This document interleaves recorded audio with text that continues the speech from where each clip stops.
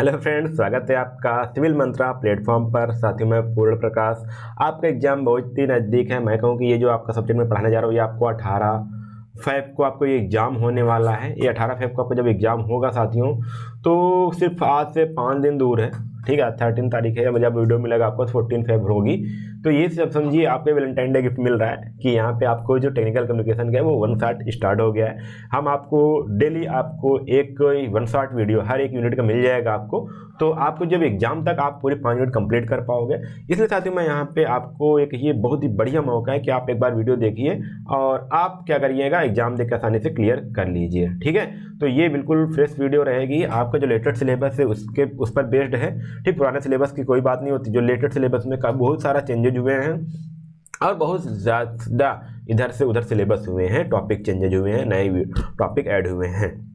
तो ये चीज़ ध्यान रखिएगा। इसलिए साथियों में ये जो न्यू सिलेबस है ना उस पर बेस्ड है। और ये जो आपका एक्टिव स्टूडेंट है, एक्टिव के स्टूडेंट हैं यदि आप, तो आपके लिए बहुत ही महत्वपूर्ण वीडियो है। तो इसको जरूर से जरूर एक बार यहाँ पे जरूर पूरा वीडियो देखिएगा। और अभी तक आपने एक बार वीडियो को लाइक कर दीजिएगा, चैनल को सब्सक्राइब कर लीजिए, ताकि आने वाले 5 यूनिट आपके 1 शॉट वीडियो आप मिस ना कर पाइए। ठीक है, तो आज हम चलेंगे, थोड़ा सा वीडियो लॉन्ग जा सकता है, 1 आवर जा सकता है, 1 आवर 30 मिनट का जा सकता है, बट आप हमारे साथ बने रहिएगा। क्योंकि कोई भी टॉपिक मिस होता है साथियों तो आपके एग्जाम पे इफेक्ट पड़ेगा। और ये ध्यान दीजिएगा कि क्या होता है कि बहुत सारे स्टूडेंट क्या करते हैं कि ऐसे सब्जेक्ट को कोई प्रायोरिटी नहीं देते हैं। वो सोचते हैं कि तो ऐसे सब्जेक्ट है मैं पास हो जाऊंगा, बट पास होने वाली बात है। यदि आपको परसेंटेज चाहिए, यदि आपको CGPA बढ़ाना है तो आपको ऐसे सब्जेक्ट पर ध्यान देना होगा। क्योंकि साथियों ये भी 100 मार्क्स के होते हैं, एग्जाम होगा आपका, इसमें भी तो आपका 100 मार्क्स होगा, इसमें भी तो आपको 70 मार्क्स एक्सटर्नल एग्जाम दोगे, इसमें भी तो आपको अच्छा स्कोर होगा, इसका भी परसेंटेज तो ऐड होगा ना। तो इसके लिए इन सभी सब्जेक्ट को मत इग्नोर करो, बिल्कुल भी इग्नोर करना मना है। मैं कहता हूँ इग्नोर मत करिए। ये सारे ऐसे सब्जेक्ट हैं जिनको जो टॉपर स्टूडेंट है वो थोड़ा सा देते हैं, ध्यान दे देते हैं और इससे मार्क उठा लेते हैं। क्योंकि उन्हें पता है कोर सब्जेक्ट में थोड़ा सा चैलेंजेज आते हैं, न्यूमेरिकल होते हैं, कुछ अलग सब्जेक्ट होते हैं, उनमें तो नहीं उठा पाएंगे। बट ऐसे सब्जेक्ट वो क्या करते हैं, इन सभी थ्योरेटिकल सब्जेक्ट हैं, इनको तो पढ़ के एक बार ध्यान देंगे, वो कुछ ना कुछ लिख के चले आएंगे। तो इस पर वो ज़्यादा ध्यान देते हैं इस सभी सब्जेक्ट में जो नॉन टेक के होते हैं। तो आपको ये तो इस सेमेस्टर में आपको टेक्निकल कम्युनिकेशन होगा या तो आपका यूनिवर्सल ह्यूमन वैल्यू होगा। इनमें से 2 सब्जेक्ट आपको पढ़ना होगा। तो मैं यहाँ पे टेक्निकल कम्युनिकेशन का आपका ये 1 शॉट वीडियो जो आपको मिलने वाला है। तो सिलेबस क्या है पहले यूनिट का देख लीजिएगा। यहाँ पे हम बात करेंगे role and purpose of communication. Role क्या है, पर्पज क्या है, types and flow of communication क्या होता है, कितने टाइप्स के होते हैं, क्या क्या फ्लो है, बैरियर टू इफेक्टिव कम्युनिकेशन, ये साथ ही इंपॉर्टेंट है, टॉपिक है, बिल्कुल इसको छोड़िएगा नहीं।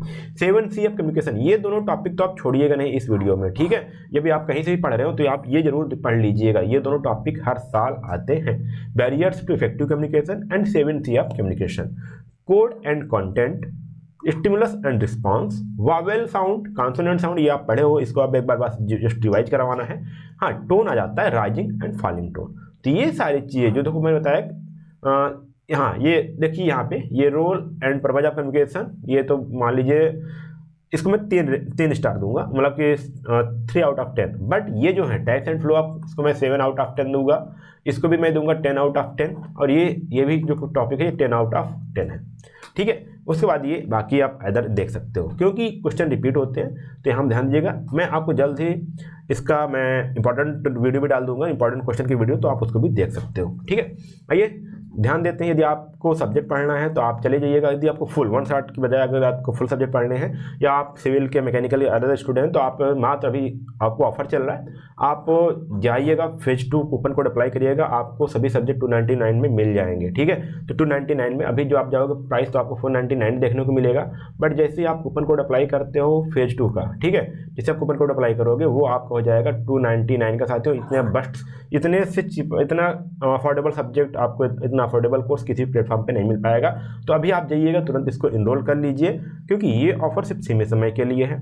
ठीक है, तो जल्द से जल्द जाइएगा, अपने जो कोर्सेस हैं उनको आप देखिएगा, उसमें एनरोल कर लीजिएगा। लिंक नीचे सभी डिस्क्रिप्शन बॉक्स में दिए गए हैं, आपको जो भी सब्जेक्ट पढ़ना हो पढ़ सकते हो। ठीक है, चलिए यहाँ पे आप सिविल मंत्रा का ऐप भी डाउनलोड कर सकते हो, जहाँ पे आपको कंसेप्चुअल वीडियो मिल जाएंगे, लेटेस्ट सिलेबस के वीडियो मिल जाते हैं। आपको सभी सब्जेक्ट एक प्लेस पढ़ते हो तो आपको यूट्यूब पे पढ़ते समय एक टॉपिक यहाँ पढ़ते हो, टॉपिक वहाँ पढ़ते हो, आपको कन्फ्यूजन हो जाती है, तो आप सभी सब्जेक्ट एक जगह पढ़ पाओगे, एक जो एक्सपर्ट फैकल्टी है उनके साथ पढ़ पाओगे, ऑफलाइन वीडियो को डाउनलोड कर पाओगे। मे बी इन केस आपको नेट इश्यू होता है तो आप वहाँ से भी एक्सेस कर पाओगे, आपको PDF एक्सेस मिल पाएगा, आप वहाँ पे रीड कर पाओगे, PDF का नोट्स पढ़ पाओगे, और आप चाहे तो आप बड़े स्क्रीन पे आपके पास यदि लैपटॉप है तो वहाँ पे वीडियो देख सकते हो।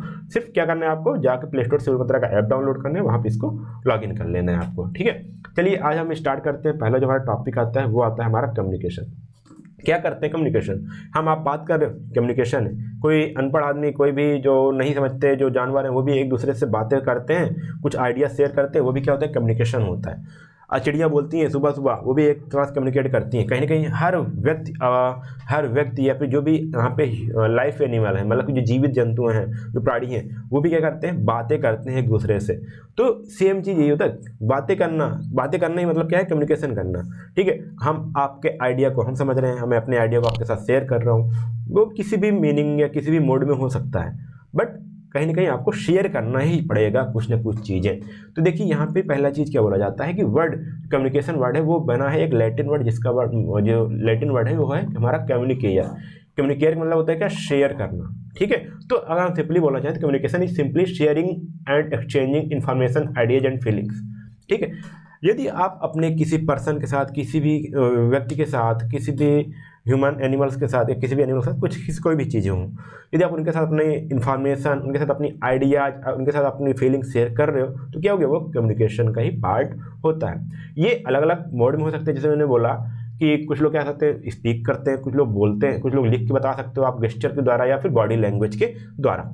तो अलग अलग चीज़ें के मोड, इसको बोलते हैं मोड। ठीक है, तो ये अलग अलग मोड में हो सकती हैं। तो हो सकता है स्पीकिंग के द्वारा, राइटिंग के द्वारा, गेस्चर के द्वारा, बॉडी लैंग्वेज के द्वारा। गेस्चर मतलब साथियों कैसे, स्माइल कर दिए, कभी होता है ना, आप स्माइल कर दिए तो आदमी सामने वाला समझ जाता है कि हाँ ये बंदा समझ लिया, या फिर आप नोडिंग कर दिए, बोले तो कुछ नहीं, बस आप ऐसे नहीं कर दिए, तो आदमी वाला समझ जाता है कि हाँ मेरी बात इसको समझ में आ गई। मना कर दिए, अच्छा ये नहीं कर रहा भाई, ये मेरी बात से सहमत नहीं है। तो ये सारी चीज़ें हैं, अलग अलग मोड में हो सकती हैं।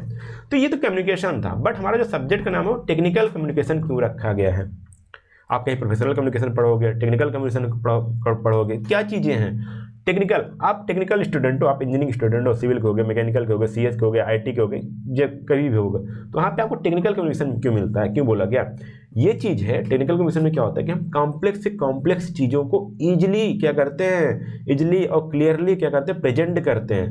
क्योंकि टेक्निकल में आप मान लो कोई ड्राइंग है आपका, यदि आप मैकेनिकल के स्टूडेंट हो, किसी पार्ट का आपका असेंबली का ड्राइंग है, तो उसको क्या करना है, किसी एक आपको प्रेजेंट करना है, आपको प्रोजेक्ट मिला है, उसको प्रेजेंट करना है ऑडियंस को, जो उतने टेक्निकल चीज़ों को नहीं जानते। तो क्या करोगे, उनको सिंपल बनाओगे ना। बताओ, जो असेंबली थी वो क्या थी, टेक्निकल पार्ट था, बट आपने उसको ईजी वे में किया। आज सिविल इंजीनियरिंग, आपके पास बिल्डिंग ड्राइंग है, ठीक है, ड्राइंग को क्या किया, सिंपली किसी एक अनजान आदमी को समझाना है कि आपका ये किचन यहाँ पे होगा, आपकी स्टेयर यहाँ पे होगी, आपका गेस्ट रूम यहाँ पे होगा, ठीक है, आपका बेडरूम यहाँ पे होगा, ये प्लानिंग है, इतनी इंच की दीवार होगी। तो क्या करता है, बढ़िया से क्या करोगे, उसको क्या करोगे, प्रेजेंट करोगे। आप टेक्निकल चीज़ को प्रेजेंट करते हो, तब हमारा क्या होता है, टेक्निकल कम्युनिकेशन होता है। ठीक है, तो यहाँ पे क्या होता है, ऑडियंस को डिटरमाइन किया जाता है, तो best way to deliver the information, ताकि हम अपने इन्फॉर्मेशन को बेस्ट वे, अच्छे से अच्छे तरीके से डिलीवर कर पाए। तो इसमें क्या होता है, अलग अलग चीज़ें होती है। देखिए यहाँ पे इसका जो टेक्निकल कम्युनिकेशन का प्रोसेस होता है वो अलग अलग चीज़ों को इंक्लूड करता है। जैसे पहले क्या करता है, देखिए यहाँ पे आप क्या करते हो, नॉलेज एक्सपर्ट से नॉलेज गेन करोगे, फिर इसको क्या करोगे, इंटरव्यू हो सकता है, इंटरव्यू से आपने कोई नॉलेज गेन किया है, कोई टेस्टिंग टॉपिक्स था, कोई रिसर्च कर रहे थे, उससे कोई इन्फॉर्मेशन मिली है, उसको ऑर्गेनाइज करोगे, फिर उसको ऑडियंस के हिसाब से उसको क्या करोगे, इजिली एक्सेसिबल बनाओगे, मतलब कि इजिली से एक्सेस हो पाए, उनको भेजना है या फिर उनको समझाना है, तो ताकि ऑडियंस हमारी आसानी तरीके से उसको एक्सेस कर पाए, उसको समझ पाए और उसको अप्लाई कर पाए। कौन, ऑडियंस। ठीक है, क्योंकि जब भी आप इंजीनियरिंग चीज़ें पढ़ते हो, इंजीनियरिंग चीज़ें करते हो, तो क्या, तो काफ़ी टेक्निकल होती है, काफ़ी डिफिकल्ट होती है। अभी आप आ जाओ किसी भी पर्सन को आप इंजीनियरिंग मैकेनिक्स पढ़ाने लगो, समझ में आएगा क्या, नहीं। बट आप एज इंजीनियर यदि आपको समझाना हो अपने मम्मी पापा को या फिर अपने घर के किसी भी छोटे भाइयों को, तो आप क्या करोगे, बिल्कुल आसानी से कुछ ऐसा एग्जाम्पल दोगे कि उनको समझ में आ जाएगा। अच्छा ये फोर्स होता है, अच्छा ये मूवमेंट्स होता है, अच्छा ये कपल होता है, वो आप आसानी से समझ जाते हो। तो सेम चीज़ होता है, ये टेक्निकल कम्युनिकेशन क्या करता है कि आप यदि आपको चीज़ें आ रही तो आप हार्ड से हार्ड चीज़ों को क्या करोगे, आसान करके उनको समझाओगे। तो रोल ऑफ कम्युनिकेशन क्या होता है, अलग अलग टाइप्स के, अलग अलग लेवल पे अलग अलग कम्युनिकेशन होते हैं। जैसे इंडिविजुअल लेवल पे, इंडिविजुअल मतलब जैसे मैं अकेले ही हूँ, ठीक है, मैं किसी से बात नहीं करूँ, या फिर इंडिविजुअल मतलब कि एक मैं हूँ, एक आप हो जो आप सुन रहे हो, तो वहाँ पे इसका क्या रोल है। तो यहाँ पे क्या होता है, देखिए ये थॉट्स को, ठीक है। थॉट्स को, इमोशन को क्या करता है, एक्सप्रेस करता है, सेल्फ कॉन्फिडेंस को बूस्ट करता है, और वेल बीइंग मतलब कि जो आपके अगल बगल जो आपका समाज है उसके साथ आप रह पाते हो आसानी से, तो अपने आइडियाज़ को शेयर कर पाते हो, तो आपकी जो वेल बीइंग है वो क्या होती है, इन्हेंस होती है। आपके रिलेशनशिप को बढ़ाता है, ठीक है। जो कॉन्फ्लिक्ट है उसको कम करता है। मान लीजिए आपको बोलना नहीं आ रहा, आप कुछ कम्युनिकेशन कर ही नहीं पा रहे हो, सामने लोग कुछ और सोच रहा है, आप कुछ और कहना चाहते हो, जब तक आप अच्छी तरीके से कम्युनिकेट नहीं कर पाओगे ना, तब तक आपके अंदर कॉन्फ्लिक्ट, दोनों पर्सन के बीच में क्या रहेगा, कॉन्फ्लिक्ट रहेगा, लड़ाई झगड़े होंगे या कुछ बात हो सकती है। बट यदि आपका कम्युनिकेशन का तरीका, कम्युनिकेशन अच्छा है, तब क्या होगा, वो कॉन्फ्लिक्ट कम हो जाएगा और आपका रिलेशन भी अच्छा रहेगा। तो यहाँ देखिए aids learning, personal growth and problem solving, problem solve हो जाता है, पर्सनल ग्रोथ भी होता है, कॉन्फिडेंस बूस्ट हो रहा है, और आपकी लर्निंग में भी सहायता करता है। और आगे बोला गया करियर की सक्सेस होती है। देखिए आजकल तो क्या होता है कि बोलते हैं कि आपको इंटरव्यू भी प्रोसेस होता है, इंटरव्यू प्रोसेस होता है ना, वहाँ पर कम्युनिकेशन देखा जाता है कि किस प्रकार का आप कम्युनिकेट करते हो, आपका बिहेवियर क्या होता है। देखिए यहाँ पे इनहेंस टीम वर्क होता है, टीम वर्क इनहेंस होता है, आपकी नेटवर्किंग बढ़िया हो जाती है, अपने आइडिया को प्रेजेंट अच्छे से कर पाती है। किस लेवल पे था, इंडिविजुअल लेवल पे, मतलब कि एक आप हो एक हम या 2-3 लोग हैं, ठीक है, बस ये इनफॉर्मल की बात कर सकते हो आप। बट ऑर्गेनाइजेशनल लेवल पे क्या होता है, जैसे आप टीम में चले गए, किसी कंपनी में चले गए, वहाँ कोई ऑर्गेनाइजेशन है या कहीं आप गैदरिंग हुई है, वहाँ पे क्या इफेक्ट पड़ता है इसका। देखिए ensure smooth work flow and efficient team work. अब यहाँ पे क्या है कि जब आप किसी ऑर्गेनाइजेशन में काम करोगे, आपका कम्युनिकेशन बेटर है, तो उसमें क्या होगा कि आपका जो टीम वर्क है ना, एफिशिएंटली जो आपके टीम मेंबर है वो अच्छी तरीके से आपकी बातों को समझ पाएंगे और अच्छी तरीके से उस वर्क को क्या कर पाएंगे, एग्जीक्यूट कर पाएंगे, अच्छी तरह से उसको क्या कर पाएंगे, प्रोजेक्ट को, रिजल्ट, आपको अच्छा रिजल्ट भी देखने को मिलेगा। तो ये आपके ऑर्गेनाइजेशन लेवल पे होते हैं। आपके टीम मेंबर में ट्रस्ट बिल्ड हो पाएगा, ठीक है। एम्प्लॉय के जो मोरल है, जो आंतरिक जो अंदर की भावना है, उसको बूस्ट करेगा, वो अच्छा लगेगा, उनको अच्छा फील होगा और अच्छी तरीके से आपके प्रोजेक्ट में इंगेज हो पाएंगे। तो ये भी क्या है, आपका ऑर्गेनाइजेशन लेवल पे ये फायदे होती है, रोल होता है कम्युनिकेशन का। देखिए यहाँ बोला गया support inform decision making through the knowledge sharing. अब देखिए आपको कोई इन्फॉर्मेशन देनी है, कोई नॉलेज शेयर करना है, तो उसमें भी आपका ये कम्युनिकेशन का रोल होता है। अब बिल्डिंग टीम के साथ आपको नॉलेज शेयर करना है, टीम के साथ आपको कोई डिसीजन लेना है, इन्फॉर्म करना है डिसीजन के बारे में, तो जितना अच्छा आपका कम्युनिकेशन होगा उतनी अच्छा से आप अपने टीम मेंबर को कन्विंस कर पाएंगे, उनको किसी एक आइडिया पर, किसी एक थॉट्स पर उनको कन्विंस कर पाएंगे, ठीक है। अगला आता है crucial for marketing and public relation to maintain the brand reputation. आप देखोगे ऐड में क्या होता है कि देखो कितने कम से कम वर्ड पे ज़्यादा से ज़्यादा आइडिया देके चले जाते हैं। वो क्या एक टाइप्स ऑफ कम्युनिकेशन है जो ब्रांड को मेंटेन कर रहे हैं, ब्रांड के रेपुटेशन को मेंटेन कर लेते हैं। जैसे कोई भी आप किसी एक ब्रांडेड पर्सन के पास जाओगे, किसी ब्रांड के पास जाओगे, क्या करते हैं, उनका जो कस्टमर केयर सर्विस होता है तुरंत आपको बोलता है, आपको पहले उनके बारे में बताता है, आप उनके बिहेवियर से समझ पाते हैं अच्छा ये ब्रांड सही है। जब आप हमारे पास कॉल करते हो, कोई ऐप इशू हो जाता है, तो मैं बताता हूँ ना कि तुरंत कॉल बैक मिल जाता है, फीडबैक मिल जाता है आपको, तुरंत मैं इशू सॉल्व करवा देता हूँ। तो क्या होता है, इससे आपको लगता है ना कि हाँ ये अच्छी चीज़ें हैं, मतलब कि ये हमसे सुनता है, ये जो चैनल है सिविल मंत्रा चैनल, अगर हम इनसे बात करते हैं तो सुनते हैं। तो क्या है, आपका एक ब्रांड रेपुटेशन होता है, एक अच्छा रिलेशनशिप मिलता है, तो पब्लिक रिलेशनशिप है ये आपको। ये तो मैं अपनी बात कर रहा था, बट सेम चीज़ आप किसी टीम में जाओगे, किसी कंपनी में काम करोगे, वर्क करोगे, जॉब पे जाओगे, तब भी ये चीज़ें वही वर्क आने वाली हैं। तो ये इंडिविजुअल लेवल पे था, ये आपका ऑर्गेनाइजेशनल लेवल पे है। साथियों मेरी वॉइस फास्ट हो सकती है, ठीक, स्पीड फास्ट हो सकती है, थोड़ा सा यूट्यूब का जो आपका एल्गोरिदम है उससे आप स्पीड स्लो कर लीजिएगा, क्योंकि मुझे ये सब्जेक्ट काफ़ी आसानी से आसान है, इसको मैं बताते चला जाता हूँ, बट आपको सुनते रहना है, आप चीज़ों को एक्सप्लेन को क्या करिएगा, रिलेट करिएगा, तब आप समझ पाओगे। आगे हम बात करते हैं पर सोसाइटल लेवल पे, मतलब कि ये और इसमें मतलब टीम लेवल पे हो गया जब आप जॉब करें, बट सोसाइटी जहाँ पे आप रहते हो उसके अगल बगल जो आपके सोशल लाइफ है वहाँ पे क्या इम्पैक्ट पड़ता है। तो ये भी सेम चीज़ वही बात करती है कि ये आपके जो नॉलेज शेयरिंग है और जो आपकी कल्चरल अंडरस्टैंडिंग है उसको एनहेंस करती है, उसको फैसिलिटेट करती है, मतलब कि उसको एक अच्छा रूप देती है।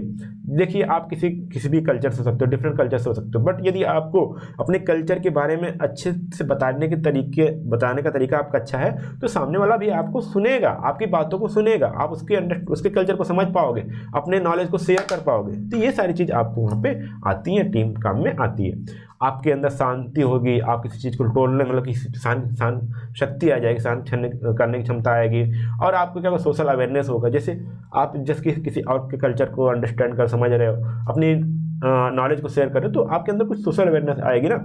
आप शांत हो, कुछ बोलते नहीं हो, ना किसी को कुछ बता रहे हो, तो आपके अंदर कुछ आप लोगों से दूरियां बनती चली जाएंगी, तो आप सोशली अवेयर नहीं हो पाओगे ना।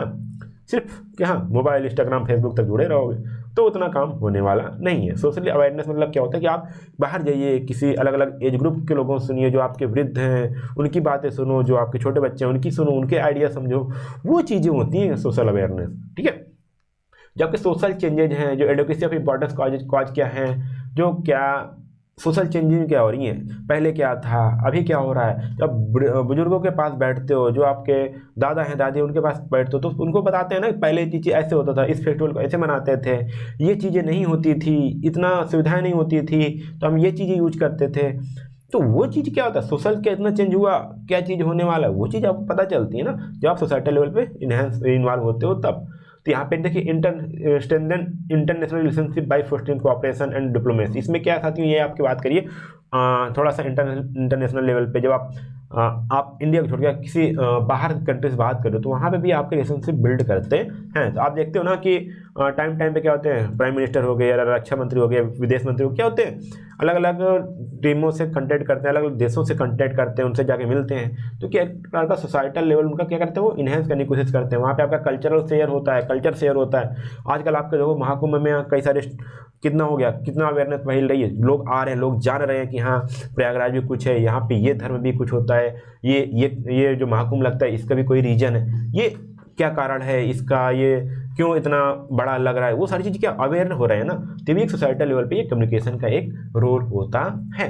तो रोल ऑफ कम्युनिकेशन कितने हो गए, 3 टाइप्स के, इंडिविजुअल हो गए, ऑर्गेनाइजेशनल लेवल हो गए और आपके सोसाइटल लेवल हो गए। उसमें से आप कुछ भी लिख सकते हो, बट ये आपकी हेडिंग याद होनी चाहिए ताकि आप इससे रिलेटेड कुछ भी लिख पाओ। ठीक है, अब क्या पर्पज क्या है, ठीक है, पर्पज क्या है टेक्निकल कम्युनिकेशन का। ठीक है, चाहे कम्युनिकेशन की बात करें चाहे टेक्निकल कम्युनिकेशन की बात करें, ये तो आपके पर्पज सेम होने वाले हैं। देखिए पहले क्या है, इनटू इन्फॉर्म, मतलब कि किसी को फैक्ट या डिटेल शेयर करने हैं, या किसी के ऑडियंस को किसी ऑडियंस के क्वेश्चन को उनका आंसर देना है, या फिर उनको क्या करना है, किसी क्लियर और एक्यूरेट इन्फॉर्मेशन प्रोवाइड करवाना है, मतलब कि किसी चीज़ के बारे में उनको बताना है। क्या हुआ, help your readers understand the topic better, जैसे मैं आपको कर रहा हूँ, इन्फॉर्म ही कर रहा हूँ ना। आप ये सब्जेक्ट तो खुद से पढ़ सकते थे, बट मैंने क्या कहा, आपको थोड़ा सा इसमें और ऐड कर दिया और चीज़ों को थोड़ा सा समराइज किया, समराइज वे में आपको एक्सप्लेन कर दिया, तो आपको क्या होगा, आपको आपकी अंडरस्टैंडिंग इस टॉपिक पे बेटर हो पाएगी। तो मैं क्या किया, आपको इन्फॉर्म कर रहा हूँ, तो ये इन्फॉर्म हो गया। टू इंस्ट्रक्ट, जैसे आपको किसी चीज़ का डायरेक्शन देना है, किसी को रास्ता बताना है, तो क्या करोगे आप, उसको डायरेक्शन दोगे ना, तो उसको निर्देश देने के लिए भी यूज होता है। Teach your audience how to complete the task, किसी प्रोजेक्ट में काम कर रहे हो, अपने कलीग को बताना है, अपने टीम मेंबर को बताना है कि इस काम को कैसे कर पाएँ, कैसे किया जाए। तो क्या होता है कि वहाँ पे भी आप वहाँ पे इंस्ट्रक्ट करते हो, किसी को कोई गाइडलाइन बतानी है। और बात किया गया easy for readers to follow and apply, किसी भी रीडर्स को ये बताना है, या जैसे मान लो आप क्या करते हो कि आपको जीमेल बनाना सीखना है, गूगल अकाउंट बनाना सीखना है, तो क्या होता है आप यूट्यूब पे जाते हो, यूट्यूब पे डालते हो कि गूगल अकाउंट कैसे बनाए, तो वहाँ पे देखो वीडियो ओपन होती है, वो आपको बताता है क्या कर, वो आपको इंस्ट्रक्ट कर रहे हैं कि कैसे कैसे आप जाओगे, कहाँ पे मेल आई डालोगे, मेल आई कैसे चूज करोगे, पासवर्ड कैसे बनाओगे, आपका अकाउंट कैसे बनेगा, आप अपना नाम कैसे डालोगे, डेट ऑफ बर्थ कैसे डालोगे, क्या करें आपको इंस्ट्रक्ट कर रहे हैं। तो ये क्या हो गया, इन्फॉर्म करने के लिए, इंस्ट्रक्ट करने के लिए। और मैं बात करूँ तो परसुएड करना, मतलब क्या होता है, फॉलो अप करना। ये थोड़ा सा लैंग्वेज आगे जो भी चल के आपको क्या होगा, टफ लगेगा, तो यहाँ पर एक लग लेना फॉलो अप करना। जैसे मैं पूछ रहा हूँ, पहले क्या होता है, आपके यहाँ कोई रिश्तेदार आए, तो आपने बोला कि घर पहुँचकर, आप वो शाम हो गई तो आप वो जाने वाले हैं, तो आप पहले तो रोकने की कोशिश करते हो शाम होगी मत जाओ। बट क्या होता है, फिलहाल वो जो आपके गेस्ट हैं वो जाते हैं घर पे, बट जाते जाते आप बोलते हो ना कि घर पहुँचकर मुझे बताना कि आप पहुँचे कि नहीं पहुँचे। अब क्या हुआ, वो बताना भूल गए, बट आप तो कॉल करते हो ना, आप उनको फ़ोन करते हो, हाँ आप पहुंच गए, वो क्या आप फॉलो अप करना है, मतलब कि किसी चीज़ के बारे में दोबारा उनका डिसीजन पूछना या उनकी जानकारी लेना, या किसी चीज़ उनको फॉलो करना होता है, मतलब कि आप उनका एक बार फीडबैक लेना भी बोल सकते हो यहाँ पे। ठीक है, तो फॉलो अप करने के लिए भी यहाँ पे कम्युनिकेशन जरूरत होती है। Convince your audience to agree with your view point. ठीक है, मैं आपको किसी चीज़ को समझा रहा हूँ, फिर बात पूछता हूँ ना, आपको समझ में आ गया, वो क्या है, फॉलो अप है, वो परसुएडिंग है। Motivate them to take action, उनको मोटिवेट करते हैं कि आप इस काम को कर डालो, आप ये इस काम करोगे तो आपको ये बेनिफिट होगा, तो उनको मोटिवेट करना होता है। किसी आर्गूमेंट को या किसी एविडेंस को स्ट्रांग बनाने के लिए चेंज ओपिनियंस और बिहेवियर बाय प्रेजेंटिंग रीजन्स, तो किसी रीजन को प्रेजेंट कर किसी के ओपिनियन और बिहेवियर को चेंज करना हो गया, तो किसी भी क्या करेंगे, उसके रीजन को प्रेजेंट कर देंगे। जैसे क्या होता है कि कभी कभी आप देखने को मिलेगा कि लोग जो आपके आज के यंग जनरेशन बोल रहे हो, वो बहुत बाइक स्पीड में चलाते हैं, ठीक है। अब उनके बिहेवियर को चेंज करना है, उनके ओपिनियन चेंज करना है। वो सोचते हैं मैं जल्दी पहुंच जाऊंगा, बट उनके ओपिनियन को चेंज करना है। तो मैं क्या करूंगा, कोई एक वीडियो दिखा दूंगा जिसमें उनका एक्सीडेंट हुआ, या हेलमेट पहन नहीं रहा कोई, तो उसका रीजन बताऊंगा ना, हेलमेट ना पहनने से क्या कारण हो सकता है। उनका कोई वीडियो दिखा दिया, तो उनका क्या हुआ कि वो उनका ओपिनियन, उनका बिहेवियर में चेंज करना चाहता हूँ। ये भी क्या हो गया, परसुएड में आ गया। टू एंटरटेन, किसी को एंटरटेन करने के लिए भी आपका यहाँ पे यूज होता है कम्युनिकेशन। जैसे आजकल कई सारे यूट्यूबर हैं, कई सारे कॉमेडियन हैं, स्टैंड अप कॉमेडी चल रही है, वो क्या करते हैं, वो भी कम्युनिकेट करते हैं, बट क्या करते हैं, एक प्रकार से इंटरटेन करने के लिए होता है, किसी को हंसाने के लिए, किसी को उनका थोड़ा सा 2 पल की खुशी लाने के लिए वो इंटरटेन करने के लिए कम्युनिकेट करते हैं। टू बिल्ड अ रिलेशनशिप, इसमें क्या साथियों देखिए यहाँ पे, connect with others to personal emotional level, मतलब कि किसी और के साथ आप पर्सनल या इमोशनल लेवल पे अटैच होते हो, उनसे कनेक्ट होते हो, ताकि आपसे उनसे रिलेशनशिप बिल्ड हो पाए, ठीक है। उनके साथ ट्रस्ट बिल्ड करते हो, उनको समझते हो, उनकी अंडरस्टैंडिंग को बढ़ाते हो। Strengthen the bond sharing communication, उनसे कम्युनिकेशन के द्वारा क्या करते हो, उनके जो बॉन्ड्स है अपने दूसरों के बीच में, क्या तो अपने बॉन्ड्स को मजबूत करते हो। मान लीजिए आप हमारे दोस्त हो, किसी दोस्त को वो कॉल नहीं कर रहा, तो क्या करोगे, आप बात करोगे ना, भाई बात क्यों नहीं कर रहे हो आजकल, क्या बिजी हो गए हो। तो क्या एक बार से आपने फॉलो अप किया, एक बार से आपने कॉल किया उनको, क्या करा, मतलब रिलेशनशिप को बिल्ड करना चाहते थे ना, मतलब कि अपने दोस्ती को, अपने रिलेशनशिप को और आगे बढ़ाना चाहते थे, ठीक है। आजकल तो लोग ऐसे हो गए, रिलेशनशिप बोल रहा हूँ तो कुछ एक अलग ही रिलेशनशिप सोच रहे होगे, ऐसा नहीं है। आपकी दोस्ती भी एक रिलेशनशिप ही है। आप मम्मी पापा को कॉल करते हो, कहीं बाहर हो, हॉस्टल में हो, कॉलेज में हो, तो आप घर पे कॉल करते हो ना, अपने रिलेशनशिप को ही बिल्ड कर रहे हो। तो इतना समझ जाइए, ठीक, हमेशा निगेटिव मत सोचा करो। अब मैं बात करने वाला हूँ यहाँ पे कि टेक्निकल कम्युनिकेशन के की फीचर्स क्या क्या, मतलब फीचर्स क्या क्या होने चाहिए। की हटा दो, यहाँ पे बोल देता कभी कभी एग्जाम में की फीचर्स लिखो, या फिर स्पेसिफिकेशन लिखो, या फिर विशेषताएं लिखो, तो आप यही सारी चीज़ें आपको लिखनी है। तो पहले चीज़ क्या होना चाहिए, आपका जो कम्युनिकेशन हो क्लियर होना चाहिए, क्लियरिटी होनी चाहिए, उसमें सिंपल और क्लियर लैंग्वेज यूज होना चाहिए। अलग टाइप के जॉर्गन नहीं यूज होने। जॉर्गन मतलब साथियों क्या होता है कि हम ऐसे एग्जाम्पल दे रहे हैं जो उस टॉपिक से रिलेटेड नहीं करता हो, तो ऐसे चीज़ों से हमको बचना चाहिए। एक्यूरेट हो, मतलब कि उसमें हम जब बता रहे हैं चीज़ों को करेक्ट बताएं, ठीक है। जो इन्फॉर्मेशन हो वो रिलायबल हो, ठीक है, उसमें एरर कम से कम हो, ये चीज़ हम ध्यान देते होंगे। कंसाइजनेस मतलब कि कम से कम वर्ड में हम सारी चीज़ों को बता पाएँ। आपको बतानी है 2 लाइन की चीज़ें, 2 लाइन बोलना था आपको, आप उसमें 10 लाइन बताए, ठीक है। वो सेम मीनिंग आप 2 लाइन बोलकर भी बता सकते थे, बट उसके लिए आप 10 लाइनें बोल रहे हो, तो ये चीज़ क्या होता है, कंसाइजनेस नहीं है। अननेसेसरी चीज़ें उसमें हमको ऐड नहीं करनी है, और ऑडियंस के हिसाब से होनी चाहिए। ऑडियंस मतलब कि जैसे किस लेवल का आपका ऑडियंस है, उसका नॉलेज क्या, उसकी बैकग्राउंड क्या, उसकी ज़रूरत क्या, उस हिसाब से आप बताओगे ना। यदि आपको टेक्निकल कम्युनिकेशन का सब्जेक्ट ना पढ़ना होता और मैं आपको ज़बरदस्ती पढ़ाता, तो ऑडियंस फोकस्ड नहीं हुआ। इसलिए साथियों यहाँ पे ध्यान देना कि ऑडियंस फोकस्ड हो, किस ऑडियंस, हमारा ऑडियंस कौन है, पर्पस ड्राइवन है। अब साथियों आप डालें, ठीक है, बाय द चांस मान लो कि आपने डाला टेक्निकल कम्युनिकेशन, नहीं आपने डाला गलती से, आपको पढ़ना था इंजीनियरिंग मैकेनिक्स पढ़नी थी सब्जेक्ट, ठीक है, और ये वीडियो ओपन हो गया, तो क्या आप इस वीडियो को देखोगे, नहीं देखोगे ना, आपका पर्पज पूरा नहीं होता है। तो सेम चीज़ ऐसे ही करो कि जो ऑडियंस का, जो आपका पर्पज हो ना बताने का, वो चीज़ पर्पज क्लियर होना चाहिए, और जो ऑडियंस जिस पर्पज के लिए बैठा वो आपको सुनने के बाद उसका वो पर्पज क्लियर हो पाए। तो ये चीज़ बोला गया है कि पर्पज ड्राइवन ये होता है कि आपका जो क्लियर गोल होना चाहिए, जो है आपको इन्फॉर्म करना, चाहे इंस्ट्रक्ट करना, चाहे परसुएट करना हो, मतलब कि एक क्लियर गोल के साथ आपका एक पर्पज होना चाहिए, आप क्या शेयर करने वाले हो। तो यदि मैं आपको टेक्निकल कम्युनिकेशन का यूनिट 1, देखो पहले बता दी यूनिट 1 आपको पढ़ाना है। अब आपने यूनिट 1 खोला, मैं यूनिट 1 पढ़ा ही नहीं रहा हूँ, कुछ पढ़ा ही नहीं रहा हूँ टेक्निकल कम्युनिकेशन का, कुछ अदर टॉपिक पढ़ा रहा हूँ, तो पर्पज ड्राइवन नहीं हुआ, मेरा कोई गोल नहीं था, मैंने बस आपको आते पढ़ाने लगा। तो ये चीज़ नहीं होनी चाहिए, ठीक है। ऑर्गेनाइज स्ट्रक्चर, जैसे आपके जो इन्फॉर्मेशन है उनको बढ़िया से हेडिंग के द्वारा, बुलेट पॉइंट के द्वारा, लिस्ट के द्वारा, या टॉपिक वाइज टॉपिक, ठीक है, तब जाके आप डिस्कस करो वहाँ पे। विजुअल एंड ग्राफिक का यूज कर सकते हो ताकि इंगेजमेंट आपकी बनी रहे, इंगेजमेंट की ऑडियंस आपको देखते रहे, आपको प्रेजेंटेशन को देखे। कंसिस्टेंसी होनी चाहिए, मतलब कि जो आपकी टर्मिनोलॉजी है, जो आपकी फॉर्मेटिंग है, जो आपका टोन है प्रोफेशनल हो, ठीक है, कंसिस्टेंसी हो बने ही रहे, ठीक है। ऐसा नहीं कि एक टाइम पे आप हाई लेवल के वर्ड बोल रहे हो, दूसरे टाइम पे आपकी वर्ड वोकैबुलरी खत्म हो गई, फिर आप डाउन चले गए, ऐसा चीज़ नहीं होना चाहिए। एक्सेसिबिलिटी होनी चाहिए, मतलब कि ऐसा जो आप बता रहे हो, जो चीज़ें आपको बता रहे स्टूडेंट, जो बता रहे हो ऑडियंस को, वो सभी के लिए एक्सेस हो, मतलब कि चाहे पीपल हो, चाहे वो डिसेबल्ड मतलब कि हैंडीकैप्ड हो, या फिर कोई क्लियर मतलब कि सबके लिए देख पाए वो। जैसे आप क्लियर फॉन्ट यूज करो, ऐसा लेआउट यूज करो कि सभी को समझ में आ जाए। ठीक है, अभी मैं इसमें कोई टेढ़ा मेढ़ा फॉन्ट यूज कर देता, आप समझ जाते, पढ़ ना पाते, तो क्या होता, वो उसकी रिलायबिलिटी, एक्सेसिबिलिटी खत्म हो जाती ना। आपको लगता कि यार ये क्या लिखा हुआ है, आप खुद ही नहीं पढ़ पा रहे हो, मैं खुद ही नहीं पढ़ पा रहा हूँ, तो क्या मैं पढ़ाऊंगा आपको ऐसा चीज़। इथिकल एंड लीगल कंप्लायंस, ऐसे जो आप बता रहे हो ना की फीचर्स, ये भी यूज होता है। जैसे आप लीगल कंप्लायंस होता है, वहाँ भी देखो एक क्लियर वर्ड में सारी चीज़ें लिखी होती हैं। आप कोई भी बुक पढ़ेंगे या फिर आप नोटरी बनवाने जाते हैं, एफिडेविट बनवाने जाते हैं, देखो वहाँ पे सारी चीज़ें क्लियरली वे लिखी होती है। लीगल कंप्लायंस में यूज होता है। तो यहाँ पे privacy, copyright, fairness principle while creating source properly.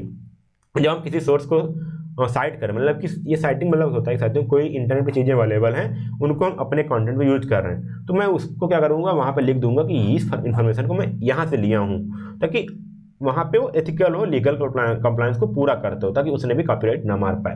तो ये चीज़ें थी हमारी की फीचर्स के बारे में। ये आता है आपके लिए 7 मार्क्स के क्वेश्चन में आ जाता है। ठीक है, फीचर्स क्या क्या हैं या एडवांटेज क्या क्या हैं, ये सारी चीज़ें आपको एग्जाम में लिखने को आती है।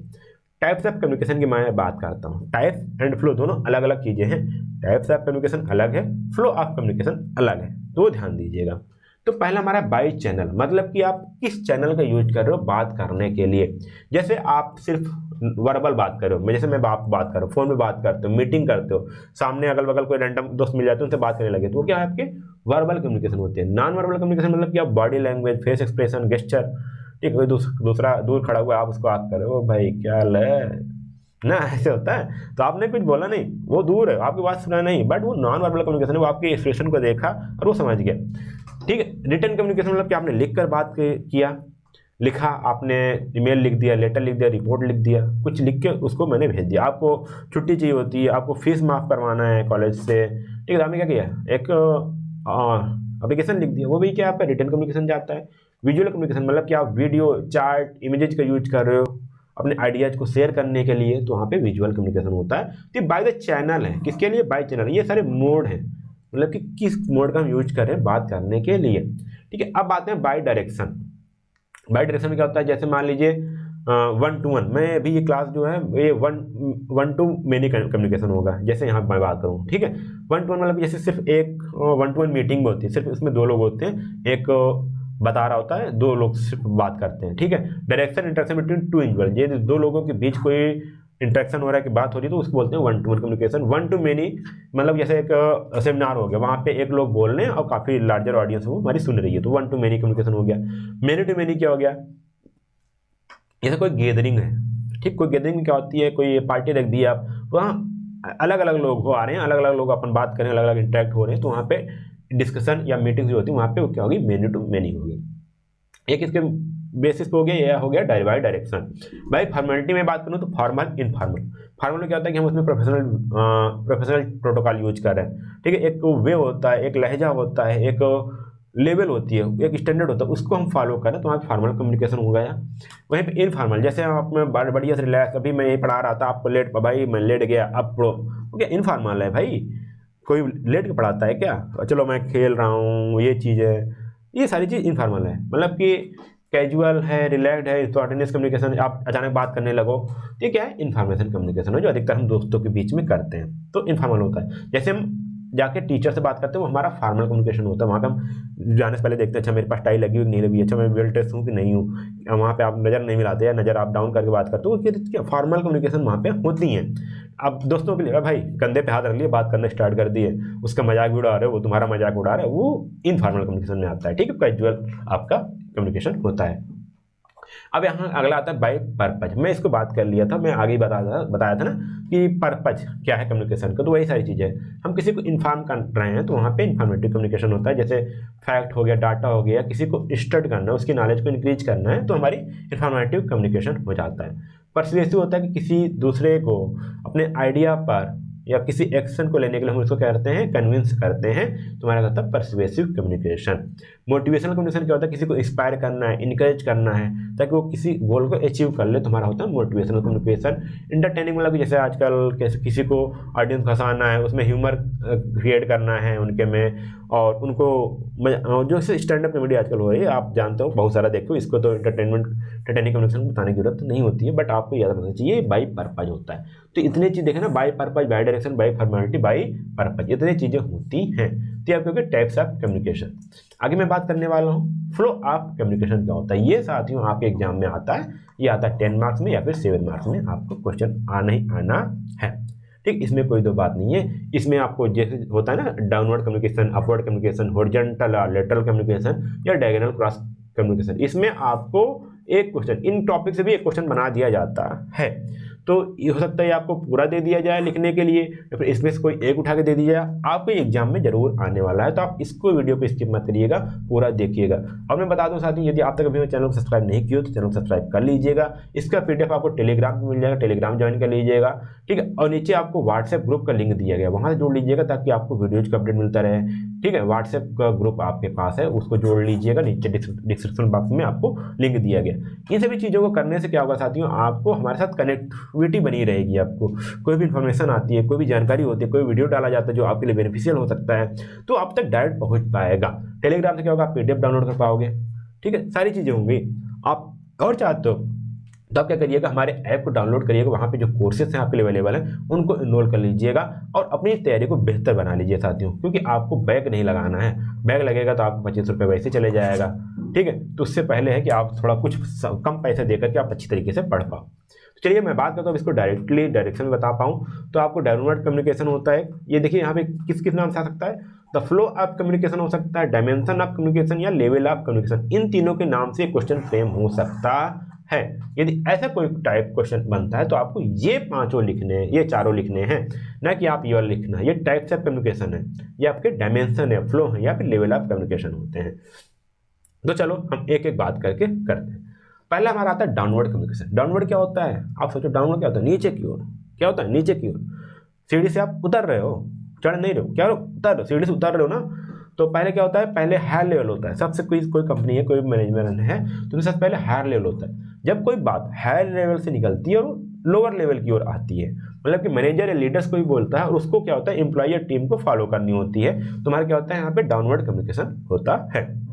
ये किस लिए यूज किया जाता है, जैसे यहाँ पे कोई इंस्ट्रक्शन देना हो, कोई पॉलिसी आ गई, कोई फीडबैक देना है, कोई इंपॉर्टेंट अपडेट देना है, तो क्या होगा, वहाँ पे मैनेजर नीचे वाले को देगा, फिर उसके बाद वो नीचे अपने नीचे वाले को बताएगा, फिर वो अपने नीचे वाले को बताएगा। तो यहाँ ये डाउनवर्ड कम्युनिकेशन होता है। यहाँ पे इसका पर्पज क्या है, यहाँ पे पर्पज ये है इसको कि एक direction, clarify task and explain policy या गिव फीडबैक, ये देना। तो इस पर्पज में क्या होता है, जब आपको कोई डायरेक्शन प्रोवाइड करवाना हो, कोई टास्क को क्लियरिफिकेशन देना हो, कोई पॉलिसी को एक्सप्लेन करना हो या फिर कोई फीडबैक देना हो, तो वहाँ पे ये डाउनवर्ड कम्युनिकेशन अप्लाई करता है। डायरेक्शन क्या होता है साथियों, अपवर्ड से डाउनवर्ड होता है, मतलब कि मैनेजर लेवल से मैनेजर टू एम्प्लॉय होता है। इसका मेथड क्या होता है, ये थ्रू द मेल हो सकता है, थ्रू द मीटिंग हो सकता है, मेमो हो सकता है, कंपनी न्यूज लेटर हो सकता है।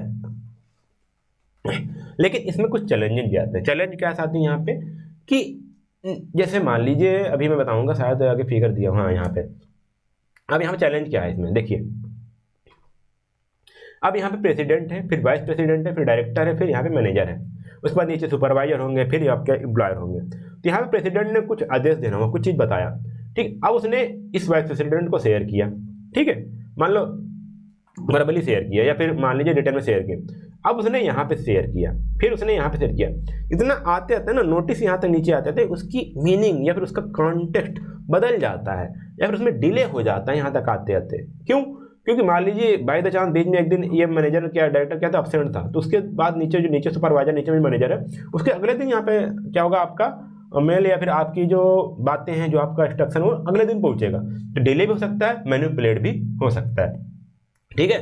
तो यहाँ पे ये इसके डिसएडवांटेज हो जाते हैं।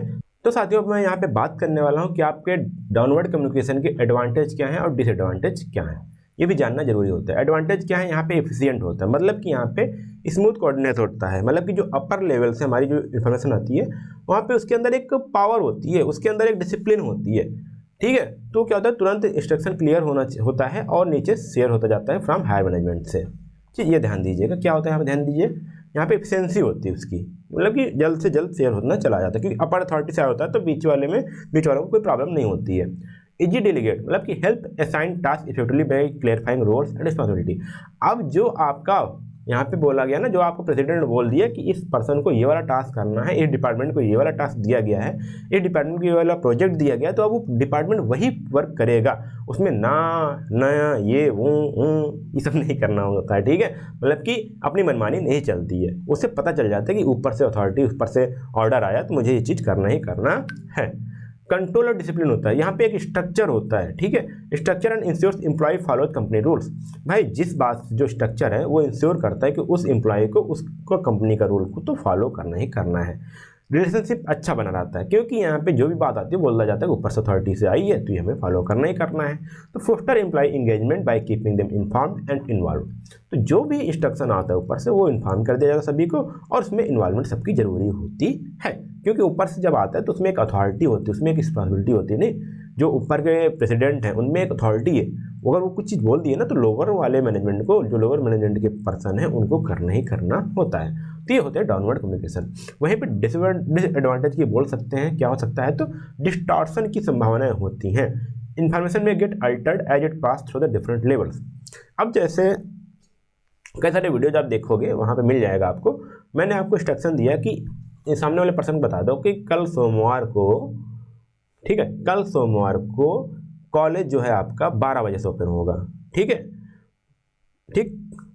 अब आपने क्या किया, अगला कोई आप वो आदमी अगले वाले को बताया कि कल कॉलेज 12 बजे से ओपन होगा। ठीक है, अब वो आगे जाके बताया, उसने 12 बजे भूल गया, बोला कल कॉलेज देर में ओपन होगा। ठीक है, देखो सोमवार 12 बजे सब गायब होता चला गया है। अब वही सामने फैलता चला गया ना, सोमवार पता चला, देर पता चला, कितना देर में ओपन होगा ये भी नहीं पता चला। आगे चल के क्या हो गया कि वो जो मैसेज था ना वो बदल ही गया पूरी तरह से। तो ये चीज़ आपकी होती है आपके यहाँ पे डाउनवर्ड कम्युनिकेशन में। लॉस ऑफ इन्फॉर्मेशन होता है। देखिए इंपॉर्टेंट डिटेल्स में भी ओमिटेड ड्यूरिंग द ट्रांजेक्शन, जैसे मैंने बताया टाइम कंज्यूमिंग। अब यहाँ पे कई सारे लोग हैं, जैसे मैंने यहाँ पे बताया था ना कि हो सकता है कि कोई एक दिन एब्सेंट रहा या फिर इस लेवल से होता हुआ आएगा तो काफ़ी टाइम लग जाएगा नीचे आते हुए। Lowers morale, misuse of authority can demotivate employ. जैसे यहाँ पे अब ये डायरेक्टर है, ये मैनेजर, ये डायरेक्टर है, ये मैनेजर है। अब मैनेजर को वो बात अच्छी नहीं लगी जो आपको इन्फॉर्मेशन देना जो पॉलिसी है, उसने बोल दिया, मैनेजर ने बोला डायरेक्टर से, इतना तो बोल ही सकता है कि ये मुझे मज़ा नहीं आ रहा। तो डायरेक्टर क्या बोलेगा, भाई ऊपर से आदेश है मैं क्या कर सकता हूँ। अब इतना ही बोला ना, उसको समझ में आ गया कि ये डायरेक्टर भी इस पॉलिसी से खुश नहीं है, तो क्या होगा, इसका मोरल और डाउन हो जाएगा, मतलब कि वो समझ जाएगा कि इसका कोई मतलब है नहीं। अब हम बात करते हैं अपवर्ड कम्युनिकेशन की। अपवर्ड कम्युनिकेशन था तो बिल्कुल डाउनवर्ड का उल्टा है। यहाँ पे क्या होता है कि एम्प्लॉय टू मैनेजर जाता है, फिर हायर अप, मतलब कि एम्प्लॉय टू मैनेजर की बात होती है। देखिए यहाँ पे एम्प्लॉय है, एम्प्लॉय कोई फीडबैक देगा या फिर कोई बात होगी, सुपरवाइजर जाएगा, सुपरवाइजर के बाद यहाँ पे डिविजनल ऑफिसर के बाद जाएगा, फिर असिस्टेंट को जाएगा, फिर जनरल, फिर मैनेजिंग डायरेक्टर, ऐसे जाता है ऊपर। यहाँ बात करूँ साथियों, manager director, director vice president, president vice president से प्रेसिडेंट की ओर, यदि ऐसा कम्युनिकेशन जा रहा है तो ये हमारे क्या है अपवर्ड। जैसे आप सीढ़ी चढ़ रहे हो, वहाँ सीढ़ी उतर रहे थे, जब सीढ़ी चढ़ रहे हो, इससे बेनिफिट क्या है, ये कहाँ पे इंक्लूड होता है, जैसे आपको कोई इन्फॉर्मेशन रिक्वेस्ट या फीडबैक देनी है स्टाफ को अपने सुपरवाइजर को, फिर सुपरवाइजर आगे बढ़ाएगा। तो इस प्रकार से यहाँ पे अपवर्ड कम्युनिकेशन होता है। इसके बेनिफिट्स क्या हैं, तो ये हेल्प करता है आपको एम्प्लॉय को अपने आइडियाज शेयर करने में मैनेजमेंट को। ठीक है, और इसमें क्या होता है कि एम्प्लॉय को भी लगता है कि वो डिसीजन मेकिंग में अपना हिस्सेदारी निभा रहा है। तो ये चीज़ यहाँ पे बेनिफिट्स हो जाते हैं। जैसे एग्जांपल हो गया, report from branch manager to the managing director is a form of upward direction. जैसे ब्रांच मैनेजर कहीं पे है, उसके बाद उसको मैनेजिंग डायरेक्टर, जैसे ब्रांच मैनेजर है उसके बाद मैनेजिंग डायरेक्टर को कोई यहाँ पे रिपोर्ट देनी है, तो क्या हुआ अपवर्ड, नीचे से अपवर्ड जा रहा है, जो रिपोर्ट जा रही है वो नीचे से ऊपर की ओर जा रही है, तो यह क्या हुआ अपवर्ड कम्युनिकेशन कहलाता है। इसका एडवांटेज क्या है, डेवलपमेंट ऑफ प्लान, क्योंकि यहाँ पे employ input help organisation in effective planning. अब देखिए जो वर्क हो रहा है कौन करता है, नीचे वाले करते हैं ना, नीचे वाले एग्जीक्यूट करते हैं, तो उनको ज़्यादा अच्छा बेहतर तरीका पता होगा कि कैसे एग्जीक्यूट करना है, तो उस प्लान को अच्छी तरह से डेवलप करने में अपनी फीडबैक दे सकते हैं, अपनी सजेशन भी दे पाएंगे किसी भी गाइडेंस को या किसी भी वर्क रिलेटेड मैटर्स को, मतलब कि कोई भी यहाँ पे इशू आ रही है, किसी भी मैनेजमेंट कोई इशू आ रहा है, तो अच्छी तरीके से क्या करेंगे, अपना फीडबैक या सजेशन ओपिनियन दे सकते हैं अपर लेवल मैनेजमेंट को। गुड लेबर मैनेजमेंट रिलेशनशिप, अब देखिए यहाँ पे अगर आपको कोई सुने, आपकी बातें सुनी जाए ना तो आपको अच्छा लगेगा। सेम चीज़ यहाँ पे ऑर्गेनाइजेशन में भी होती है। इससे क्या होता है, जब नीचे से अपवर्ड कम्युनिकेशन होता है, मतलब कि जो नीचे के लोग अपने भी आइडियाज़ को शेयर कर पाते हैं, अपने डिसीजन मेकिंग में अपनी हिस्सेदारी निभा पाते हैं, उनको लगता है कि मैं सुना जा रहा हूँ। जब सुना जाता है तो उनको भी एक अच्छा रिलेशनशिप बिल्ड हो जाता है और जिससे वो बेटर फील करते हैं। प्रोवाइडिंग फीडबैक, इससे क्या होता है कि जो मैनेजमेंट है वो डिसीजन लेने में नेसेसरी एडजस्टमेंट करने में नीचे से उसको फीडबैक मिल पाता है कि ये चीज़ कितना इंप्लीमेंट हो पाएगी, वो यहाँ पे हो जाता है एडवांटेज में। डिसएडवांटेज में क्या होता है कि चेंज इन्फॉर्मेशन। अब यहाँ पे देखिएगा, यहाँ पे नीचे आप क्या होते हो, आप एम्प्लॉई हो, ठीक है, आप एम्प्लॉई हो, आपके ऊपर सुपरवाइजर है, आपके ऊपर क्या है, जनरल मैनेजर है या डिपेंडेंट हेड है। आप सुपरवाइजर को ये जो डिपार्टमेंट हेड है वो पसंद नहीं करता, तो अब क्या करेगा, सुपरवाइजर की बात को बदल देगा, बोला कुछ और था, ये कुछ और बदल के ऊपर बता देगा। तब क्या हुआ, यहाँ पे ये संभावना होती है कि इन्फॉर्मेशन चेंज हो पाए। Unwillingness, employees may hesitate to share information with superior. भाई मैं क्यों बताऊँ, अगर वो निगेटिव फीडबैक है मैं ऊपर क्यों बताऊँगा, क्यों मैं अपनी जॉब छुड़वाऊँगा, होता है ना, मैं क्यों जॉब छुड़वाऊँ भाई, मुझे क्यों अपने पैर कुल्हाड़ी मारूँ, मैं अपने पैर पर कुल्हाड़ी क्यों मारूँ। Indiscipline, bypassing proper channel can disturb the chain of command. अब देखिए जैसे ऊपर जा रहा है तो एक चेन ऑफ कमांड जो होती है वो तोड़ सकता है। मान लीजिए यहाँ पे सुपरवाइजर ने इस बात को आगे बढ़ाया ही नहीं, ठीक है, एम्प्लॉई की बात को सुपरवाइजर तक यहीं पर रुका रह गया, ऊपर किसी को खबर ही नहीं लगी कि ऐसा भी कुछ हुआ था, जो आपका डिसिप्लिन है, जो चेन ऑफ कमांड छूट गया। Delay, slow movement of information can affect decision making. अब यहाँ पे इन्फॉर्मेशन जो स्लो मूवमेंट है, नीचे से ऊपर की ओर जा रहा है, तो हो सकता है डिले हो सकता है। कोई बोलता है भाई मैं फीडबैक नहीं लूँगा, भाई आपको दिक्कत हो सकती है। सुपरवाइजर निगलेंसी, एग्जीक्यूटिव्स में ओवरलुक और डिसमिस एम्प्लॉय फीडबैक। जो ऊपर के लेवल के लोग हैं वो क्या कर सकते हैं, नीचे के एम्प्लॉई के, जो नीचे लेवल के जो एम्प्लॉई हैं उनके फीडबैक को डिसमिस कर सकते हैं, इसलिए यहाँ पे कुछ डिसएडवांटेजेस हो जाती हैं। अब बात करते हैं यहाँ पे डायगोनल और क्रॉसवाइज। यहाँ पे क्या होता है, डायगोनल मतलब क्या होता है, इसमें क्या, देखिए एक डायगोनल है अभी बचा है, एक आपको बचा है हॉरिजॉन्टल, तो इस दोनों को समझिएगा। डायगोनल में क्या है कि यहाँ पे अलग अलग डिपार्टमेंट है, तो यहाँ पे देखिए मान लीजिए आपके मैनेजर हैं, ठीक है, आप मैनेजर हो, ये आपके ब्रांच मैनेजर हैं, ठीक है, ये आपके ब्रांच मैनेजर है, ये आपके ब्रांच मैनेजर ये हो गए, ये आपकी अलग अलग डिपार्टमेंट। और एक मिनट, इसको मैं बता देता हूँ, डिपार्टमेंट हो गया, ये अलग अलग डिपार्टमेंट हो गया, ये अलग अलग आपके ब्रांच मैनेजर हो गए, ठीक है, डिपार्टमेंटल हेड हो गए। अब क्या होगा, इसमें क्या होगा कि कोई भी ब्रांच या फिर कोई भी जो पर्सन है, कोई भी एम्प्लॉई हो, किसी भी ब्रांच के किसी भी हेड के, किसी भी डिपार्टमेंट के हेड से बात कर सकता है, कम्युनिकेशन शेयर कर सकता है। देखिए यहाँ बोला गया diagonal communication is a product of modern advancement in information technology and management design to meet the market growing needs for speed and efficiency. Unlike traditional communication, in flows of multiple directions, allowing information to travel more freely across different levels of department. This flexibility makes diagonal communication highly efficient as it bypasses rigid communication protocols and allows individuals to connect directly even if they are not in the same chain of command. इसमें क्या हुआ देखिए समझिए, ये same chain of command नहीं है। अब मान लीजिए यहाँ पे ये मार्केटिंग डिपार्टमेंट था, मार्केटिंग डिपार्टमेंट के ब्रांच मैनेजर हैं और ये ऑपरेशन जो प्रोडक्शन डिपार्टमेंट के मैनेजर हैं, तो ये क्या कर सकते हैं, इनको कोई दिक्कत आई तो डायरेक्ट यहाँ से कम्युनिकेट कर पाएंगे कि सर ये आपके प्रोडक्ट में ये इशू आ रही है, इसलिए हम यहाँ पे मार्केटिंग नहीं कर पा रहे हैं, ठीक है। ये डिजाइनिंग डिपार्टमेंट है, डिजाइनिंग डिपार्टमेंट क्या बोलेगा, वो डायरेक्ट मार्केटिंग डिपार्टमेंट से बात कर सकता है कि सर आप जो आपका मार्केटिंग एजेंडा है, जो मार्केटिंग कैंपेन है, उसमें आपने ये डिजाइन को गलत बताई है, ये फीचर्स हमारे में अवेलेबल नहीं है, या फिर ये फीचर्स अवेलेबल है, आप इनको ये बताइए, तो डायरेक्ट बात कर सकते हैं और डायरेक्ट वहाँ पे आपको जो इशू है वो रिजॉल्व हो जाता है। इस प्रकार से यहाँ पे डायगोनल या क्रॉस वाइज कम्युनिकेशन होता है। आगे मैं बात करता हूँ advantage and disadvantage of diagonal communication की। तो एडवांटेज क्या है, यहाँ पे देखिए एफिशिएंसी इनहेंस हो जाती है, जैसे मैं बताया कि वो अपने अपने अलग डिपार्टमेंट से हायरार्की लेवल से डायरेक्ट वो कनेक्ट हो पाते हैं, स्पीड भी बढ़ जाती है उसकी, फ्लेक्सिबिलिटी हो जाती है कि वो डायरेक्ट किसी से कनेक्ट हो सकते हैं, कोलैबोरेशन बेटर हो जाता है, उसकी मोरल भी हाई हो जाती है, उनको लगता है कि हाँ बता मेरी बात सुनी जा रही है, मैं किसी से बात कर सकता हूँ, direct in the point, direct point of contact, उनका जो क्वेश्चन है, जो उनकी प्रॉब्लम है वो सॉल्व हो जाती है। डिसएडवांटेज क्या होती है, वहाँ पे potential for confusion, lack of clear guidance में cause misunderstanding about the reporting structure. अब ये पता नहीं कि हमको किसको रिपोर्ट करना है, यहाँ पे एक ब्रांच मैनेजर इनको रिपोर्ट कर रहा है, इसमें से ब्रांच मैनेजर इनको रिपोर्ट कर रहा है, तो वहाँ पे थोड़ा सा मिसअंडरस्टैंडिंग हो जाती है। Risk of bypass authority, direct communication across level में disturb organisation level hierarchy. Information में देखिए यहाँ पे क्या बाईपास अथॉरिटी, किधर से कहाँ बात करनी है, किस लेवल पे बात करनी है, उसमें थोड़ा सा रिस्क हो जाता है। आप भाई डायरेक्ट यहाँ पे अपने ऊपर वाले से बात नहीं की, डायरेक्ट यहाँ पहुँच गए, अब इसको पता ही नहीं नीचे क्या हो रहा, अभी आपकी जो इशू है वहीं तक होनी चाहिए, तो ये थोड़ा सा डिफिकल्टीज हो जाती है यहाँ पे। ठीक, information overload, excessive communication across multiple levels can make prioritisation difficult. अब यहाँ पे देखिए अलग अलग, अब इनको भी ये भी पहुँच ये, अब यहाँ पे थोड़ा सा स्ट्रक्चर देखो, यहाँ पे ये बात कर रहा हूँ, ये यहाँ पे एक फिगर है, ये अलग लेवल के लोग हैं, ठीक है। अब यहाँ पे कोई पर्सन ये है, अब सभी लोग उसी को काम देते चले गए, उसी को काम देते चले गए, ठीक है। तो यहाँ पे क्या हो जाएगा, ये ओवरलोड हो जाएगा, इस पर इसके पास वर्कलोड ज़्यादा हो जाएगा, तो कहाँ से काम कर पाएगा, ठीक है।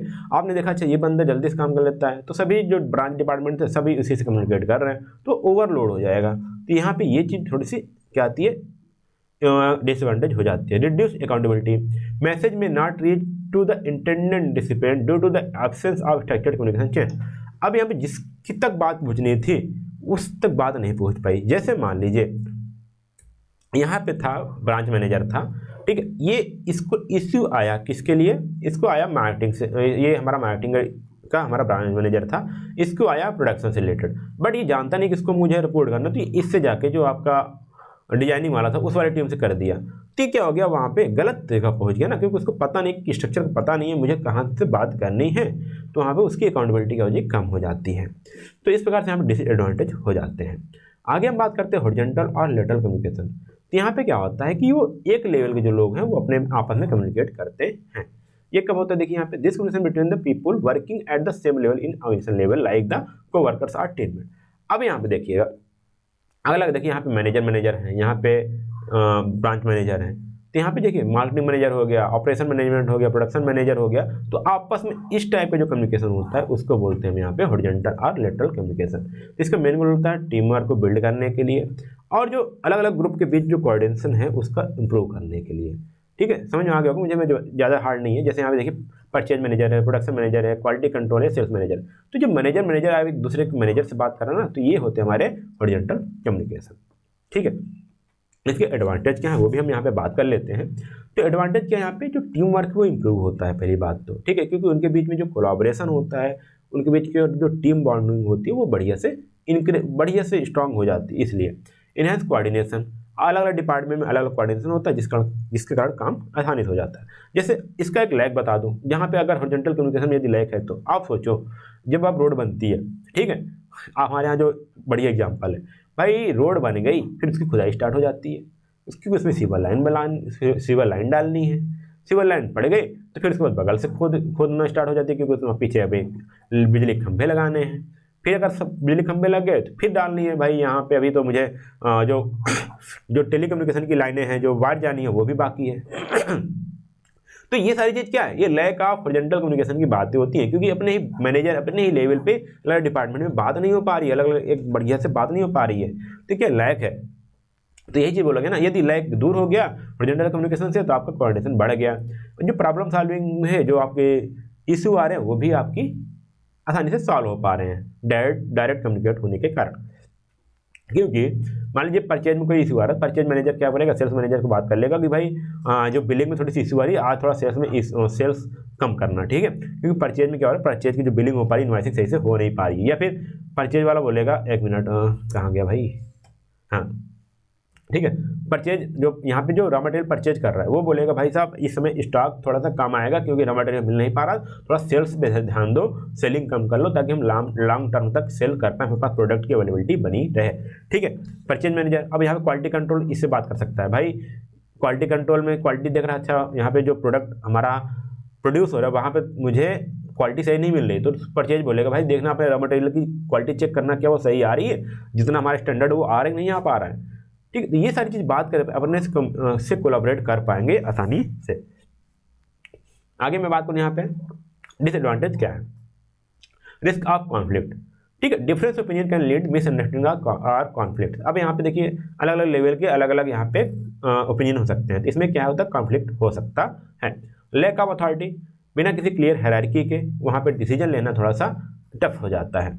इन्फॉर्मेशन ओवरलोड, फिर से वही बात है, too much information sharing can lead confusion to the reduce the focus.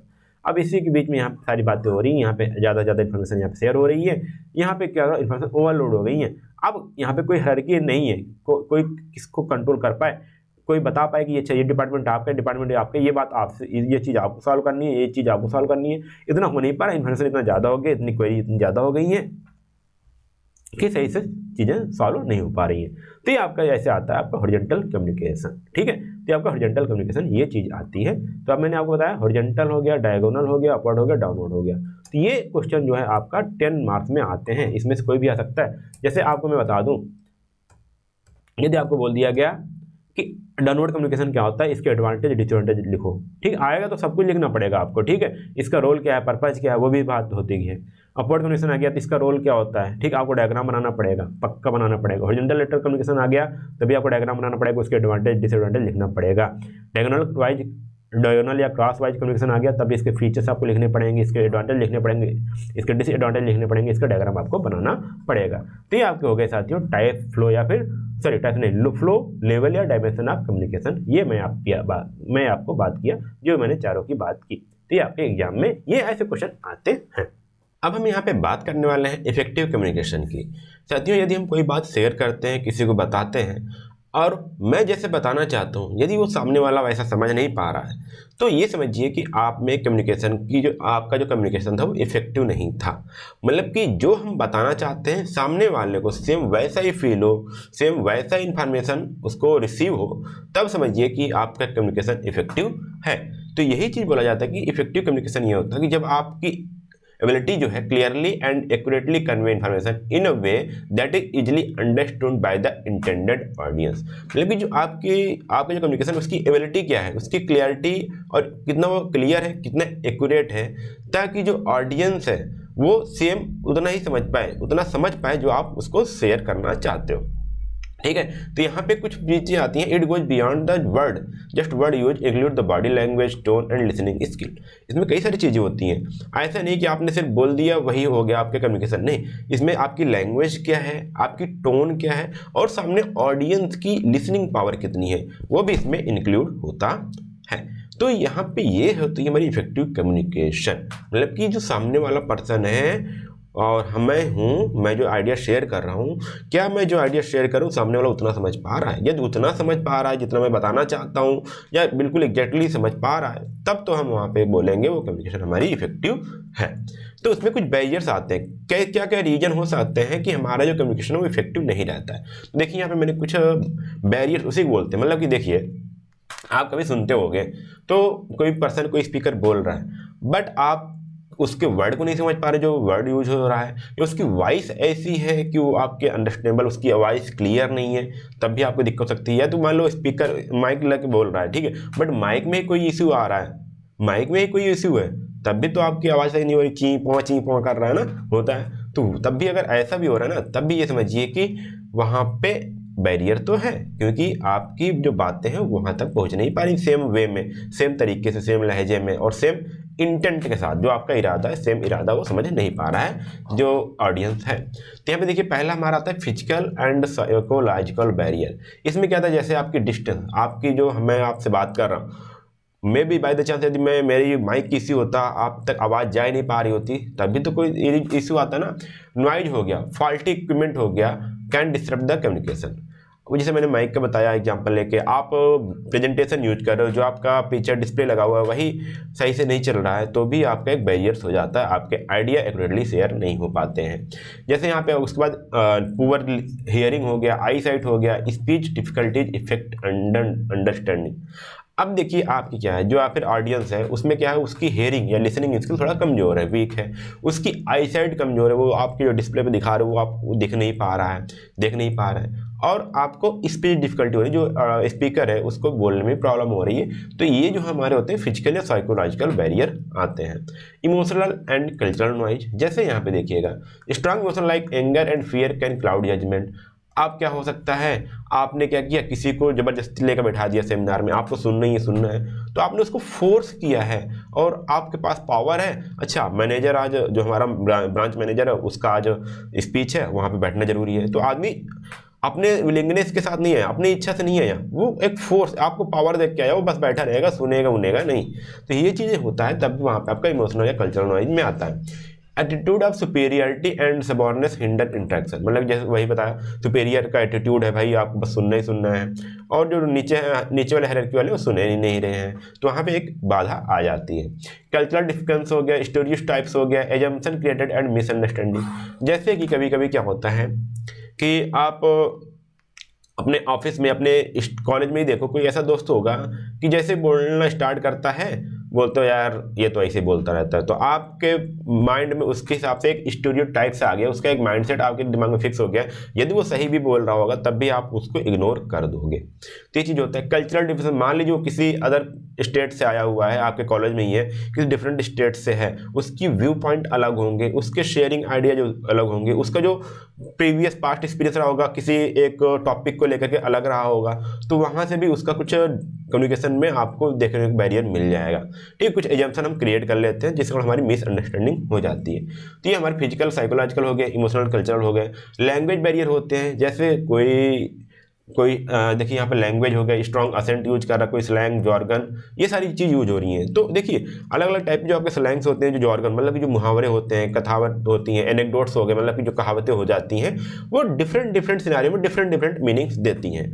तो मे बी जो आप उस समय जो आप जॉर्गन यूज कर रहे हो, आप तो सही यूज किए, बट सामने वाला उसका गलत मतलब निकाल लिया क्योंकि वो डिफरेंट कल्चर बैकग्राउंड से था या उसका लैंग्वेज अलग है, तो क्या होगा, वहाँ पे भी आपको बैरियर आएगा, वो सेम मीनिंग वहाँ पर ऑडियंस तक नहीं पहुँच पाएगी। ठीक है, तो ये चीज़ है। और सेम चीज़ जैसे लैंग्वेज बैरियर होता है, तो आप डिस्कशन में जो आप किसी से निगोशिएट कर रहे हो, तो वहाँ भी ये सारी चीज़ें देखने को मिल जाती हैं कि लैंग्वेज के कारण बहुत ज़्यादा इश्यू हो जाता है। आगे होती है नथिंग और लिटिल इन कॉमन। अब मान लीजिए मैं बैठा हूँ, मान लीजिए एक बाय द चांस आप एक स्टूडेंट हो, ठीक है, आप पढ़ने आए हो कॉलेज में, बट आपने सोचा सुबह कि मुझे पढ़ने जाना है, तो आया एक स्टूडेंट आया, सिर्फ अटेंडेंस के पर्पज से आया है, किसके, अटेंडेंस के पर्पज से, उसको पढ़ने से कोई मतलब नहीं है। तो अब टीचर दोनों को चीज़ शेयर करेगा, ठीक है, चीज़ शेयर करेगा वो, और जो टीचर है वो इस पर्पज से आएगी, मैं आज ये टॉपिक समझाऊंगा, अच्छी तरीके से समझाऊंगा। अब आप यहाँ पे देखो क्या गए, आपने गया पढ़ने के हिसाब से, पढ़ने के माइंडसेट पे गए, तो आपको टॉपिक समझ में आएगा, बट ये स्टूडेंट अटेंडेंस के जो परस्पेक्टिव गया है, तो ये नहीं समझेगा भाई मैं अटेंडेंस आ गई, मेरी कंप्लीट हो गई, बात खत्म। तो यही चीज़ है। यदि अब ये देखो, इसमें पढ़ाने का क्या होता है, ये पढ़ाने के पर्पज से आए हैं, ये पढ़ने के पर्पज से आए हैं, तो इनमें चीज़ें पूरी तरह से कॉमन है, इनका पर्पज सेम है, तो पूरी तरह समझेंगे। बट इनका पर्पज सेम नहीं है, तो जिसको बोलते हैं नथिंग और लिटिल कॉमन, थोड़ा बहुत कॉमन चीज़ आती है, तो वहाँ भी एक दूसरे से ये रिलेट नहीं कर पाएंगे, सर क्या पढ़ा रहे हैं। तो वहाँ पे क्या होता है, ऑडियंस और स्पीकर क्या होते हैं, सही से रिलेट नहीं कर पाते हैं, टॉपिक को अंडरस्टैंड नहीं कर पाते हैं, तो वहाँ भी बैरियर आपको देखने को मिलता है। Lack of shared experience create a disconnected between the speaker and the listener. अब यहाँ पे देखिए जो विलिंगनेस है, जो एक्सपीरियंस है, जैसे यहाँ पे इसके पास जो जिसका जो एक्सपीरियंस है वो पढ़ने के हिसाब से है नहीं, और तो वो उतना इच्छा नहीं जाहिर करेगा। तो ध्यान दीजिएगा वहाँ पे कुछ कॉमन नहीं है। जब चीज़ें कॉमन होती है, जब उनका पर्पज सेम होता है, तब जाके आपको जो कम्युनिकेशन होता है वो इफेक्टिव हो जाता है। Lack of eye contact. अब मान लीजिए क्या होता है कि हम देखिए avoiding eye contact can take the speaker seem untrustworthy and uninterested. जो स्पीकर होता है, यदि वो आपसे आई कॉन्टेक्ट नहीं कर रहा, आप इधर हो, वो उधर सिर करके इधर पढ़ा रहा, तो आप सोचोगे यार इसका कोई मतलब नहीं है, वो खुद ही इंटरेस्टेड नहीं है बताने में चीज़ों को, तो वहाँ पे एक गैप आ जाता है, एक कहते हैं ना कि अनइंटरेस्टेड, अब उसमें एक आ जाता है, लाइक आ जाती है कि आप स्पीकर भी नहीं सुनना चाहेगा, फिर जो हमारा स्पीकर बोलना नहीं चाहेगा, बोलने का मन नहीं हो, ऐसा लगेगा, और ऑडियंस को भी लगेगा कि यार इसको सही समझाने का तरीका नहीं, बस अपनी फॉर्मेलिटी करने आया हुआ है। लिसनर में feel ignored and reducing engagement and trust. देखो यहाँ बोला गया ना, तो लिसनर क्या हो सकता है, वो समझेगा कि मुझे इग्नोर किया जा रहा है, तो उसका जो इंगेजमेंट है, जो उसका ट्रस्ट है स्पीकर पर, वो कम हो जाएगा, जिसमें हमारा जो कम्युनिकेशन है वो इफेक्टिव नहीं रहेगा। Information overload and lack of focus. ठीक है, मानते हैं जैसे आपका लेक्चर काफ़ी ज़्यादा लंबा हो गया, अभी मैं आधा टॉपिक ही कवर पाया, आधा सिलेबस ही कवर कर पाया, तो आपको लगेगा कि सर बहुत ज़्यादा चीज़ें बता रहे हैं जो एग्जाम में नहीं आएंगी, तो आपका एक लैक ऑफ फोकस बन जाएगा। बट ऐसा नहीं है, जो मैं पॉइंट पढ़ा रहा हूँ ना एग्जाम में आने वाला है 10 मार्क्स का, ठीक है, तो इसलिए इसको पढ़िएगा, फोकस अपना ध्यान रखिए। ठीक है, यहाँ बोला to much information can overwhelmed and confuse the audience. ठीक। तो ज़्यादा मैं इन्फॉर्मेशन सेंड करूँगा, इसलिए साथियों देखिए यहाँ पे सिर्फ 2 लाइन लिखा हूँ। मैं चाहता तो इसको इतना पेज पूरा भर देता, इतने एक ही हेडिंग से मैं भर सकता था, फिर आपको बताता। तो कहते हैं यार सर तो वही जो मैं लिखा हुआ है वही पढ़ा रहे हैं। तो इसलिए साथियों ये सारी चीज़ आपको कम्युनिकेशन में ध्यान देनी होती है, ठीक है। तो यहाँ पे ये बोला गया कि ज़्यादा इन्फॉर्मेशन हमको नहीं शेयर करनी, क्योंकि वहाँ पे क्या होता है कि लैक ऑफ फोकस देखने को मिलता है, lack of preparation and credibility. अब कोई स्पीकर, यदि आप एज ए स्पीकर कुछ सेमिनार प्रेजेंट करने जा रहे हो तो आप बढ़िया से प्रिपेयर कर लो। यदि आप प्रिपेयर नहीं करोगे तो आपका जो नॉलेज है वो अनप्रोफेशनल लगेगा। ऐसा लगेगा कि आप सिर्फ स्लाइड को रीड कर रहे हो, सिर्फ स्लाइड को रीड कर रहे हो, आप समझाने में या उसको सही से प्रेजेंट करने में इंटरेस्टेड नहीं हो। तो यहाँ पे आपका लैक ऑफ प्रिपरेशन देखने को मिलेगा। टॉकिंग टू मच, अब आप बोलते जा रहे हो, इतना बोल रहे हो, इतना बोल रहे हो, कुछ कहने को नहीं है। तो आप समझाने के चक्कर में समझाने जो आपका मतलब जब आप टॉकिंग टू मच करते हो ना, तो आप जो मेन पॉइंट है उससे भी क्या करते हो, बाहर हट जाते हो। जो मेन चीज़ हमको समझाना है, जो हमको चीज़ें प्रेजेंट करनी, उसको भी नहीं प्रेजेंट करते हो और कहीं दूसरा एग्जाम्पल पॉइंट लेके चल लेते हो। ये चीज़ हो जाता है आपका। तो यहाँ बोला गया dominating conversion prevents feedback and trust building. तो ज़्यादा अगर हम कन्वर्जेशन करेंगे, ठीक है, सामने वाले को हम सुन ही नहीं रहे, सामने वाले से फीडबैक ले ही नहीं रहे, तो वहाँ पे आपका ट्रस्ट नहीं बिल्ड होगा और फीडबैक आपको अच्छा नहीं मिलेगा, ठीक। तो यहाँ पे होता है effective communication requires active listening. आप स्पीकर हो, आप बोल रहे हो तो बात अलग है, लेकिन टाइम टाइम पे आपको सुनना भी है, आपको एनालाइज करना है कि ऑडियंस के मूड में क्या चल रहा है, उनको भी ऑब्जर्व करना होता है। तो इसके साथ हम अपनी प्रिपरेशन को, अपने उस टाइम के जो मूड को चेंज करने होते हैं। कभी देखो स्पीकर क्या करते हैं, बीच बीच में एक जोक सुना देते हैं, क्यों, या फिर कुछ ऐसा ह्यूमर क्रिएट करते हैं ताकि आप चेहरे पे स्माइल आ जाए, आप थोड़ा सा हंस लें, थोड़ा सा खुशी हो जाए, ताकि उनको रिलेट कर पाएँ दोनों लोग। तो ऐसा चीज़ भी होती है। Trying too hard and seeming desperate, आप ओवर डोमिनेंट हो रहे हो चीज़ों को समझाने के लिए, ज़बरदस्ती कन्विंस कर रहे हो, ज़बरदस्ती बोल रहे हो। आपको समझ में आया, स्टूडेंट तो है बोलेगा यहाँ आया है, या जो ऑडियंस है वो हाँ मोड़ ही चलाएगा, बट उसको नहीं समझ में आ रहा है। तो यहाँ भी चीज़ें होती है को जो ऑडियंस है वो डिस्परेट फील करेगी।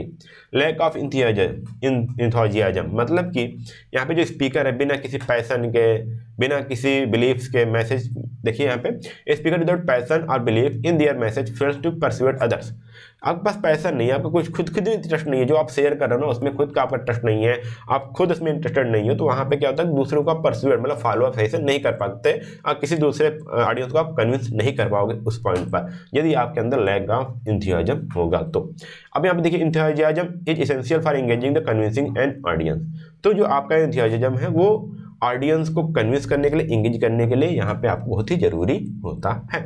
तो यहाँ पे साथियों मैंने क्या किया था, देखिए यहाँ पे बैरियर्स ऑफ इफेक्टिव कम्युनिकेशन हो गया, बट आपको कहीं कहीं पे इसको 2 टाइप से बांटा गया होगा। वहां पे दिया होगा इंटरपर्सनल बैरियर, एक होता है इंट्रापर्सनल बैरियर। यहाँ पे देखता हूँ मैं इंटर पर्सनल बैरियर, एक होता है आपका इंट्रापर्सनल।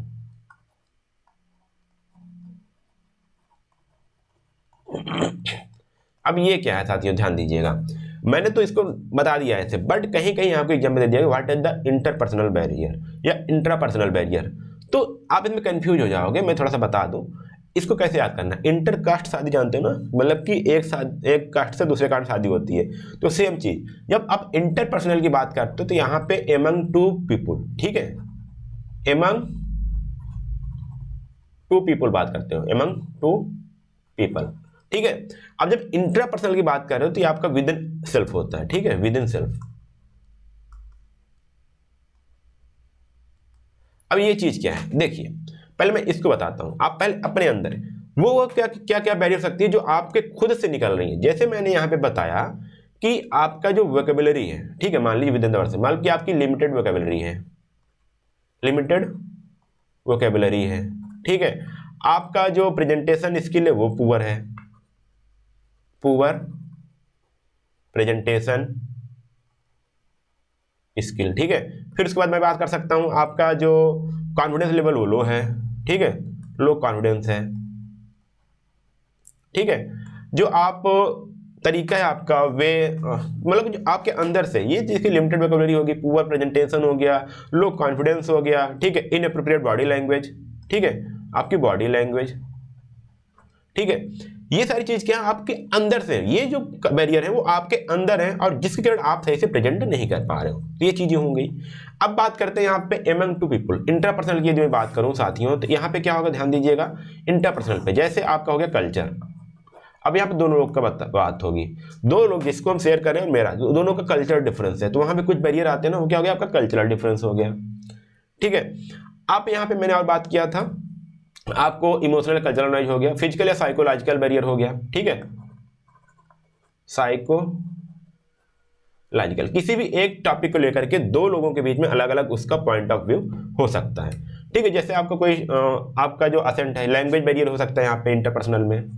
ठीक है, तो ये क्या होते हैं, लैंग्वेज बैरियर, ये हमारे इंटरपर्सनल है, मतलब कि दो लोगों के बीच में जो हमारी बैरियर्स आते हैं वो हमारी इंटरपर्सनल होती हैं, जो विद इन अवर सेल्फ है, जो स्पीकर या फिर मान लीजिए स्पीकर ऑडियंस के अंदर ही खुद ही है, वो क्या होता है, वहाँ पे हम बात करते हैं इंटरपर्सनल बैरियर के बारे में। ठीक, तो ये कभी कभी आपके क्वेश्चन में ऐसा भी आ जाता है, तो आपको ऐसा भी लिखना आना चाहिए कि इंटरपर्सनल बैरियर क्या होते हैं और इंट्रापर्सनल बैरियर क्या होते हैं, उसके बाद आप सारी चीजें लिख सकते हो। ओके, अब आता है कि यदि आपको कम्युनिकेशन को इफेक्टिव बनाना है तो क्या क्या वो पॉइंट्स हैं जिसको आप ध्यान रख करके कम्युनिकेशन को इफेक्टिव बना सकते हो। तो यहाँ पे 7 सीज का नाम लिया गया है। क्या, 7 सीज का नाम लिया गया है, 7 सीज ऑफ कम्युनिकेशन। तो ये क्या है 7 सीज, वो मैं बात करता हूँ। कभी आपको दे दिया जाएगा what is the features of effective communication. ठीक, तो वहाँ पे भी आपको 7 सीज पूरे लिखने हैं। ठीक है, वाह, तो यदि कभी कभी आपको ऐसे बोल दिएगा 7 सी ऑफ कम्युनिकेशन क्या होते हैं, what do you mean by them and explain it. तो यहाँ पे ध्यान दीजिएगा, जो 7 सीज है ना, ये कुछ वर्ड्स हैं जिनकी स्टार्टिंग वर्ड लेटर हमारा सी है, उसी को लेकर के हम 7 सी बोला गया। जैसे यहाँ पे देखिए, जो हमारा कम्युनिकेशन हो या फिर हमने जो मैसेज शेयर कर रहे हैं वो क्या होना चाहिए, क्लियर होना चाहिए, करेक्ट होना चाहिए, कंप्लीट होना चाहिए, कंक्रीट होना चाहिए, कंसाइज होना चाहिए, कंसिडरेशन होना चाहिए, कोर्टियस होना चाहिए। मतलब देखिए यहाँ पे जो सबका पहला लेटर वो कैसा में है, सी में है। देखिए सबका सी है ना, इसलिए बोलते हैं 7 सीज ऑफ कम्युनिकेशन। तो इसको आपको याद होना चाहिए, clear, correct, concise, concreteness, complete, courteous, consideration. ठीक है, इसको आपको वन वे में याद होना चाहिए। जैसे आपको पेपर में क्वेश्चन आया तो आप पहले वहाँ पर लिख दो क्या, करेक्ट होना चाहिए। ठीक है, करेक्ट, कंप्लीट। ठीक है, जैसे आप 7 सी लिख दो तो सारी चीज़ें आपको यहाँ पे आ जानी चाहिए। कंप्लीट हो गया, फिर कंक्रीट हो गया, कंसाइज हो गया, कंसिडरेशन हो गया, कोर्टिस हो गया, क्लियर हो गया। ये सारी चीज़ें भी मैं 1 बाय 1 डिस्कस करने वाला हूँ। चलो मैं पहले बात करता हूँ क्लियरिटी। मतलब कि इसका मेन मकसद ये है कि जो आप मैसेज शेयर करना चाहते हो, जो आप इंफॉर्मेशन शेयर करना चाहते हो, वो बिल्कुल क्लियर होना चाहिए। तो the message should be clear, easily understood, use simple and straight forward language, focus on the single topic. ठीक है, आपको एक सिंगल टॉपिक, जैसे मैं यहाँ पे पहले हमने बात किया, फिर मैंने यहाँ पे देखिए एक टॉपिक क्लियरिटी में बात की, तो सिर्फ इसमें क्लियरिटी की बात करूंगा। तो एक सिंगल टॉपिक में फोकस करके आप स्ट्रेट फॉरवर्ड हो और ऐसे लैंग्वेज यूज करो जो आसानी से समझ में आ पाए। तो यहाँ पे होगी क्लियरिटी की बात। जैसे एग्जांपल लेते हैं, instead of saying the report has been complete successfully by the team and will be delivered shortly. अब यहाँ पे देखिए क्लियर नहीं है, मतलब कि बोला गया कि जो रिपोर्ट है वो कंप्लीट होगी सक्सेसफुली, टीम ने कंप्लीट कर ली है और जल्दी आपको शेयर कर दिया जाएगा। ये क्लियर नहीं हुआ भाई। यहाँ पे कई सारे क्वेश्चन अराइज हो सकते हैं। देखिए क्यों, देखिए यहाँ बोला गया report is finished and will be delivered by 3 PM today. अब यहाँ पे देखिए टाइम से आ गया, ये टुडे आ गया और रिपोर्ट पता आ गया कि रिपोर्ट फिनिश हो गया। इसमें क्या होगा, देखिए ये सेंटेंस भी छोटा हो गया, ये भी एक चीज़ है, आगे मैं पढ़ूंगा। और साथ में इसमें हमने कुछ फैक्ट डाल दिए और डिलीवर्ड भी हो गया, मतलब कि ये बता दिया गया कि कब डिलीवर्ड होगा टाइम के साथ। तो ये आपका क्लियर मैसेज जा रहा है। तो बोला यहाँ पे divide message is clearer because it specific about the reports completion and delivering time. उनको दो ही चीज़ बतानी थी कि रिपोर्ट का स्टेटस क्या और कब आपको शेयर होगा। तो यहाँ पे ये सिर्फ ये बताया गया कि रिपोर्ट तो कंप्लीट हो गया बट डिलीवर हो गया, लेकिन कब डिलीवर होगा ये नहीं बताया गया। बट सेकंड वाले सेंटेंस में आप देखोगे तो यहाँ पे बताया गया कि रिपोर्ट तो फिनिश हो चुकी, स्टेटस पता चल गया और कब तक डिलीवर हो जाएगा ये भी पता चल गया। तो दोनों चीज यहाँ पे क्लियरिटी है मैसेज में। अब इसके बाद आती है कंसाइजनेस। देखिए यहाँ पे अब हम इसमें अननेसेसरी वर्ड यूज नहीं करेंगे। ठीक है, अगर हम मतलब ये समझिए कि हम कम से कम वर्ड में अपने मैसेज को, इंफॉर्मेशन को शेयर कर दें, ये चीज होता है हमारा कंसाइजनेस। देखिए एग्जाम्पल से आपको समझ में आ जाएगा। देखिए I would like to inform you that meeting has been postpone 2 PM tomorrow. ठीक है, अब यहाँ पे देखिए बोला गया कि देखिए कितने वर्ड है, 1 2 3 4 5 6 7 8 9 10 11, मतलब लगभग 15 वर्ड्स इसमें यूज किए गए हैं एक मैसेज को शेयर करने में। क्या बोला गया कि मैं आपको इन्फॉर्म करना चाहता हूँ कि मीटिंग कल 2 बजे तक के लिए पोस्टपोन की गई है। अब इतना ज़्यादा यहाँ पे मैसेज लिखा गया, बट इसको हम कुछ ऐसे भी कंसाइज कर सकते हैं। देखिए कैसे, the meeting is rescheduled to 2 PM tomorrow. ठीक है, मतलब कि मीटिंग कल 2 बजे के लिए शेड्यूल कर दी गई है। तो यहाँ पे देखिए इतना लॉन्ग सेंटेंस लिखने के बजाय हम छोटे से सेंटेंस में इसको हम क्या किए, कंसाइज कर लिए। तो ये चीज़ होता है हमारा कंसाइजनेस का, कि हम ज़्यादा से ज़्यादा अननेसेसरी वर्ड यूज ना करें। ठीक है, अगला आता है हमारा कंक्रीटनेस। इसमें क्या होता है कि हम इसमें कुछ स्पेसिफिक, कुछ सॉलिड या और कुछ फैक्ट इंक्लूड करते हैं, जिस कारण हमारा जो मैसेज है वो कंक्रीट होता है। मतलब कि उसमें कोई कहें कि फैक्ट डालना, वही हमारी कंक्रीट होती है। जैसे डाटा डालना, avoid wagyu terms, use measurable data when applicable, कि हम उसमें क्या कर रहे हैं, डाटा डाल रहे हैं जब भी हमको जरूरत पड़ती है। जैसे एग्जांपल यहाँ पे दिया गया, सेल हैव इंक्रीज्ड, मतलब कि हमारी सेल बढ़ गई। ये कुछ हुआ नहीं, बट हम इसमें ये बोल सकते हैं कि sale have increase by 15% this quarter, मतलब कि इस परसेंट जो हमारी सेल है वो 15% बढ़ी है। जो हमने 15% ऐड किया और एक क्वार्टर यूज किया, इससे क्या हो गया कि हमारा जो मैसेज वो कंक्रीट हो गया, मतलब कि और फैक्टफुल हो गया, और हम उसको मेजर भी कर सकते हैं। मतलब कि अब दिस क्वार्टर इंक्रीज हुई है तो किसके मतलब लास्ट जो क्वार्टर होगा उस क्वार्टर से इस क्वार्टर 15% इंक्रीज हो गई है। अब यहाँ पे आपने सिर्फ बोला सेल हैव इंक्रीज, अब कल से हुई है, कल से ज़्यादा बिक्री हुई है, या फिर पिछले एक हफ्ते से ज़्यादा इंक्रीज हुई है, पिछले महीने से ज़्यादा इंक्रीज हुई है। तो यहाँ पे बहुत सारे क्वेश्चन यहाँ पे अराइज होते थे। तो इस टर्म में आपका यहाँ पे बोला गया कि कंक्रीटनेस ऐसे आती है जब हम वहाँ पे फैक्ट यूज करते हैं, जब वहाँ पे डाटा हम इंसर्ट करते हैं तब। अभी यहाँ बोला गया the second example is concrete because it provide the specific measurable figure that gives a clear sense of the increase in sales. तो ये चीज आप ध्यान दीजिए कैसे कंक्रीटनेस बनती है। तो साथियों, यदि आप इसका पीडीएफ चाहना चाहते हो तो आप हमारे टेलीग्राम से जुड़ सकते हो। यदि आपको ऐसे इन्फॉर्मेशन शेयर करना है, आप चाहते हो कि मिस ना हो, तो हमारे चैनल को सब्सक्राइब कर सकते हैं और नीचे व्हाट्सएप ग्रुप का लिंक दिया गया, उसको ज्वाइन कर लीजिए ताकि आपको डायरेक्ट इन्फॉर्मेशन आप तक पहुंच जाए। आगे बात कर सकते हो करेक्टनेस की। करेक्टनेस में क्या होती है कि आपका जो डाटा है, जो आप मैसेज कर रहे हो वो करेक्ट हो, ठीक है, ग्रामेटिकली करेक्ट हो, उसमें कोई एरर ना हो। ठीक है, आजकल लोग व्हाट्सएप लैंग्वेज यूज करने लगे हैं फॉर्मल में। ठीक है, तो ये चीज़ नहीं होना चाहिए, वो ग्रामेटिकली करेक्ट होना चाहिए, उसका जो प्रूफ रीडिंग होना चाहिए बढ़िया से, जो आपका कॉमा है, फुल स्टॉप, सारी चीज़ सही होनी चाहिए। ठीक, तो यहाँ पे देखो लगे, देखिए example, there are 10 members in the committee, ये करेक्ट है। वर्सेस देखिए, there are 10 members in the committee, यहाँ देखिए यहाँ पे आर होना चाहिए, यहाँ पे इज आपने लगाया है, तो गलत तो हो गया ना। तो ऐसे ग्रामेटिकली आपको करेक्ट होना चाहिए सेंटेंस को, ठीक है, क्योंकि यहाँ प्लूरल लगा रहे हैं। तो हेल्पिंग वर्ब, आपके कॉमा, आपके डायरेक्ट स्पीच है, इनडायरेक्ट स्पीच है, वर्ब क्या है, ऑब्जेक्ट क्या है, उन सभी को कहाँ पे कैपिटल होगा, कहाँ पे स्मॉल होगा, वो चीज़ ध्यान दे करके आपका जो मैसेज है वो करेक्ट होना चाहिए। अगली बात आती है कंसिडरेशन। ये आप बहुत सारे स्टूडेंट भूल जाएंगे कंसिडरेशन क्या होता है। मतलब कि यहाँ पे मैं मैसेज शेयर कर रहा हूँ आपको, जब मैं मैसेज आपको शेयर कर रहा हूँ तो मुझे आपके पर्सपेक्टिव में मुझे मैसेज को फ्रेम करना होगा। ऐसा नहीं कि मुझे समझ में आ गया, मैंने जो चाहा बोल दिया और आपके पर्सपेक्टिव से मैंने उसको प्रेजेंट नहीं किया, तो वो वहाँ पे कंसिडरेशन नहीं होगा। मतलब कि मैंने यहाँ पे एग्जांपल क्यों डाला, मुझे समझ में आ गया करेक्टनेस क्या होती है, बट आपको समझाने के लिए मैंने यहाँ पे क्या डाला, एग्जाम्पल्स डाले, यहाँ पे चीज़ें डाली, आपके वे में, आपके लैंग्वेज में मैंने इसको मॉडिफाई किया, तब जाके मैं समझा रहा हूँ। तो यही चीज़ से आती है, think about the audience perspective, consider their background, experience, emotions and view points when crafting your message. तो जो ऑडियंस का पॉइंट ऑफ व्यू है उसके हिसाब से मैं अपने मैसेज को फ्रेम करूंगा, वो होता है कंसिडरेशन।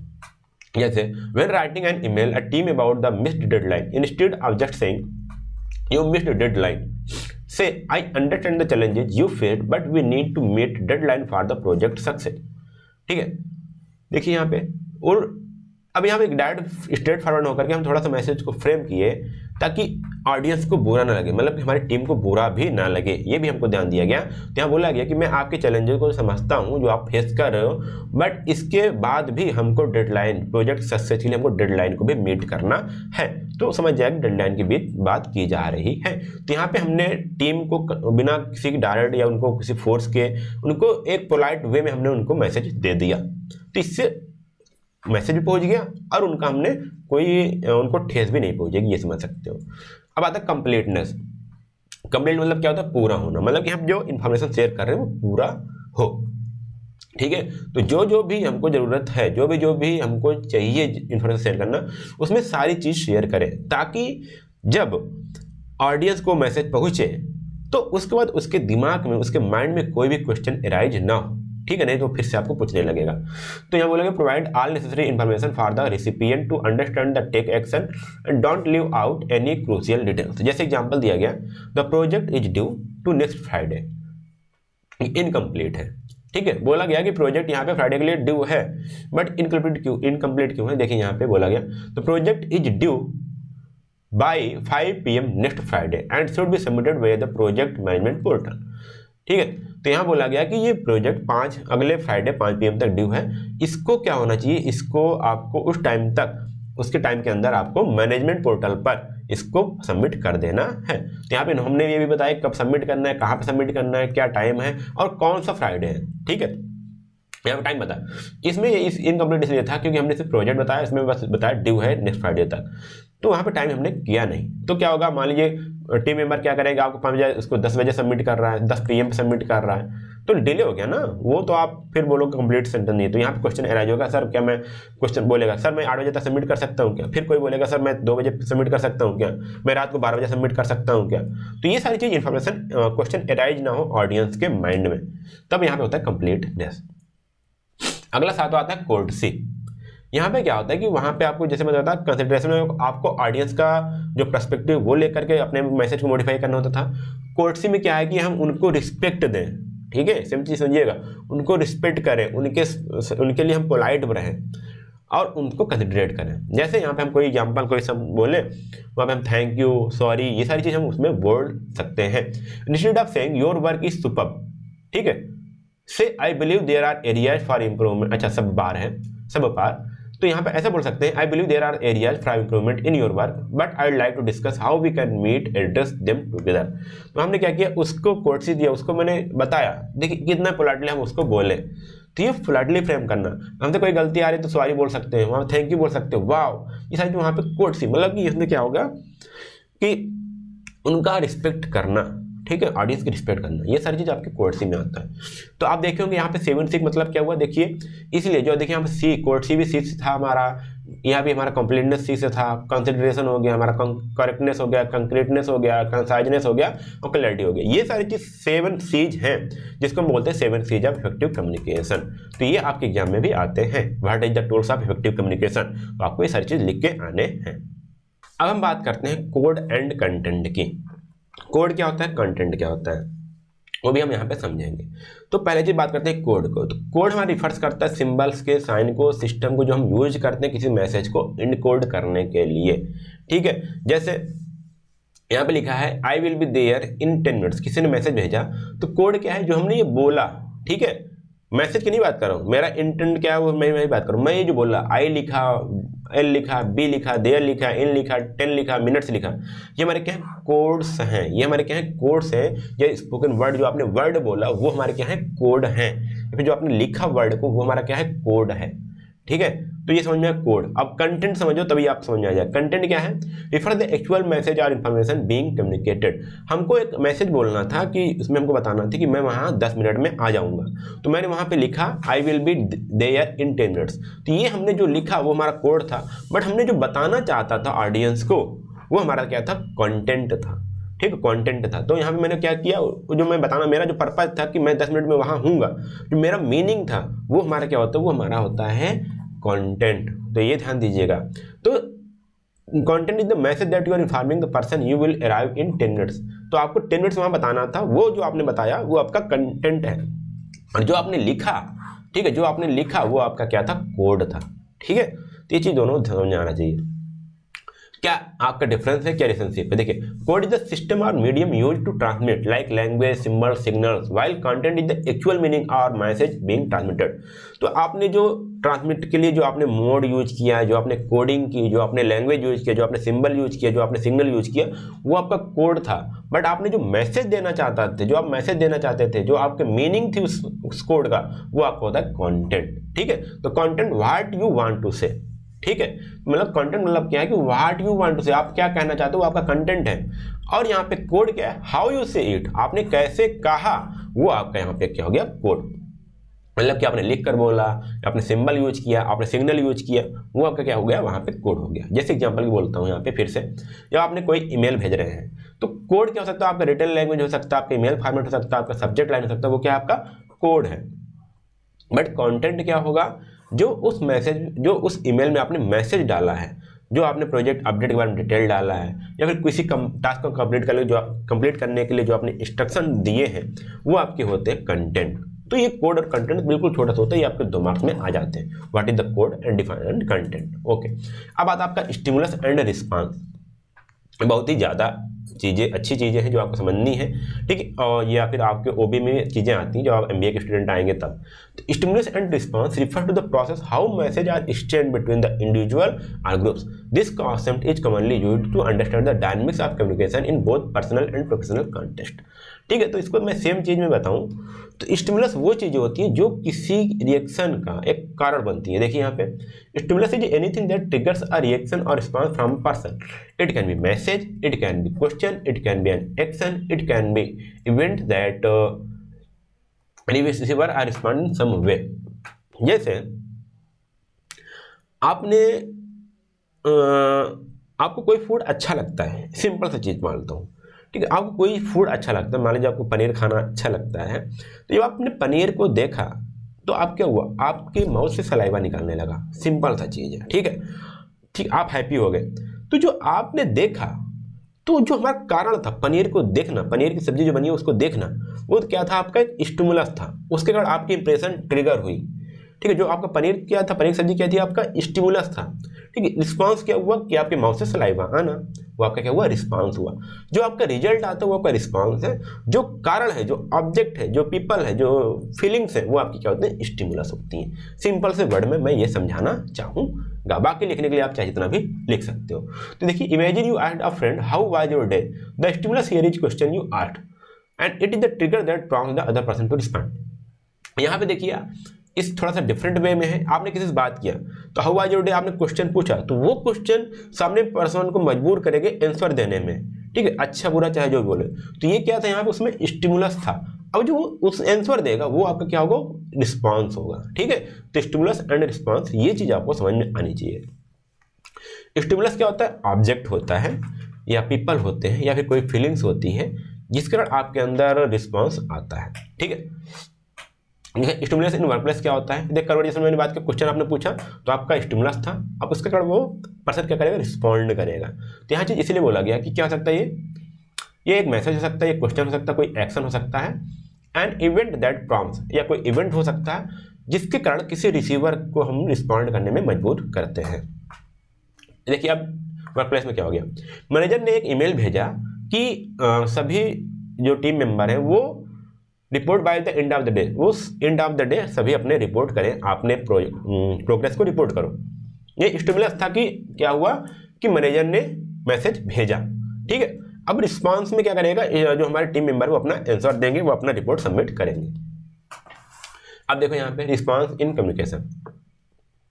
अब response is the reaction, response is the reaction or reply that follows the stimulus. It can be verbal, non-verbal, even emotional, and it completes the communication style. Response क्या साथियों, वो stimulus का एक रिजल्ट है, ठीक है, reaction है या रिप्लाई है जो स्टिमुलस के द्वारा फॉलो की गई। ये वर्बल हो सकता है, नॉन वर्बल, इवन इमोशनल भी हो सकता है, जैसे मैंने आपको बताया सलाइवा आना एक इमोशनल चीज़ें हैं, ठीक। अगर मैं एग्जांपल में बताऊँ कन्वर्सेशन में, तो आपने बोला कि हाउ वाज योर डे, तो आंसर आपको मिला it was a great, I went for a hike, मैंने हाइक पे गया था और अच्छा था। तो यहाँ पे देखिए ये स्टिमुलस, ये आपका रिस्पॉन्स आया, ठीक है। अगर वर्कप्लेस के वाले एग्जांपल की मैं बात करूँ तो यहाँ पे after the manager request report the team respond could be we will send the report by 3 PM। ये क्या था, आपका रिस्पॉन्स है, ठीक है। तो थोड़ा सा डिफरेंस समझ पाए होंगे, तो इसलिए मैं साथियों वहाँ पे पनीर सब्जी वाला आपको बढ़िया से एग्जाम्पल दिया था, वो भी आप लिख सकते हो, ठीक है। ये चीज़ है। देखिए आप फ्रेंड्स को देखते हो, फ्रेंड्स को देख करके आप खुशी हो जाते हो, तो फ्रेंड्स को देखना, जो फ्रेंड्स है आपका वो क्या है, स्टिमुलस है, और आपका हैप्पी होना वो आपका फीलिंग है, वो आपका रिस्पॉन्स है। सेम चीज stimulus and response example in communication. Okay, कोई दिक्कत नहीं। जैसे यहाँ टीचर ने पूछा did you finish your homework, ये क्या है, स्टिमुलस है। फिर उसने स्टूडेंट ने रिप्लाई दिया क्या, yes I did, I will show you it by it to you after the class, मैंने आप क्लास के बाद आपको होमवर्क दिखा दूंगा, ठीक है। ये हो गया। तो ऐसे आपको स्टिमुलस और एग्जाम्पल के आपको थोड़ा ध्यान देना होता है। अगला आता है हमारे syllable Wavell and consonant word. ये क्या है, तो ध्यान दीजिएगा सिलेबल क्या है। देखिए syllable is a single unit of sound in a word. एक सिंगल वर्ड में, मतलब कि देखिए समझिएगा, syllable is a single unit of a sound in a word. Word में एक सिंगल साउंड में क्या क्या यूनिट आती है वो चीज आपका सिलेबल कहलाती है। देखिए यहाँ पे it is the smallest part of the word that you can say in one breathe. ठीक है, मतलब कि एक ब्रीथ में आप कितना पार्ट बोल सकते हो उसका, वो बोलता है आपका स्मॉलेस्ट, वो आपका होता है syllable. Every word has at least one syllable and some words have more than one. कुछ आपको वर्ड में आपको एक सिलेबल मिल जाएंगे, कुछ में आपको एक से ज्यादा सिलेबल भी आपको देखने को मिलेंगे।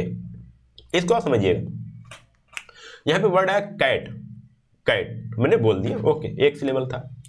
दूसरा मैंने बोला एप्पल, एप्पल, एप अलग हो गया, पल अलग हो गया, तो यहाँ हमने दो सिलेबल हमको देखने को मिला। ठीक है, थर्ड वर्ड हमारा था कम्युनिकेशन। कितनी बार आपको पॉज लेना पड़ा था? कम्युनिकेशन। समझ में आ रहा है? ऐसे आपको यहाँ पे सिलेबल देखने को मिलेगा।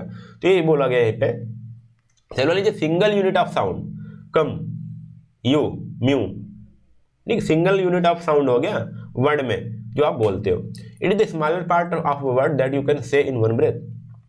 ठीक है, अब बोलो नहीं सर मैं तो कम्युनिकेशन बोलने में एक भी ब्रेथ लिया, नहीं, आपका जो पार्ट कर रहे हो ना वो आपका है। तो यहाँ देखिए मैंने क्या बोला, एप्पल, एप्पल, यहाँ बोला था डायरेक्ट सीधे बोल दिया था कैट, कोई पॉज नहीं लिया था, यहाँ बोला एप्पल।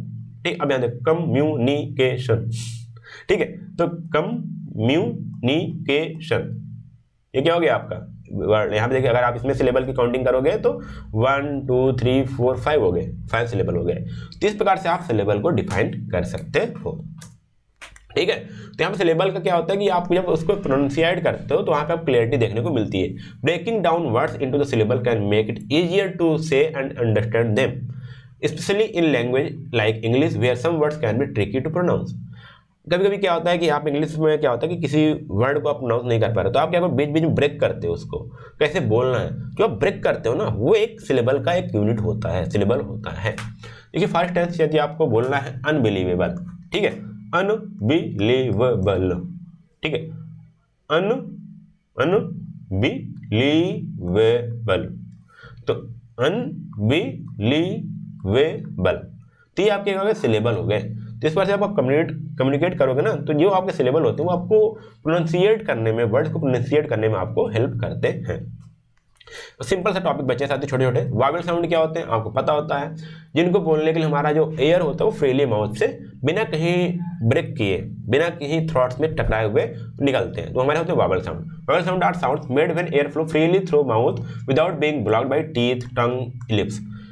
ऐसे जब हमारा एयर जो निकल रहा है वो कहीं भी किसी भी ऑर्गन को टच नहीं कर रहा, फ्रीली निकल जा रहा है, तो वहाँ पे उसको बोलते हैं वावेल साउंड। जैसे ए, ई, आई, ओ, यू, ना तो लिप्स बंद हुए, ना तो टीथ टच हुआ, ना तो आपका टंग टच हुआ। ठीक है, तो ये सारी चीज़ क्या है, ऐसे बोलते हैं उसको हम वावेल्स।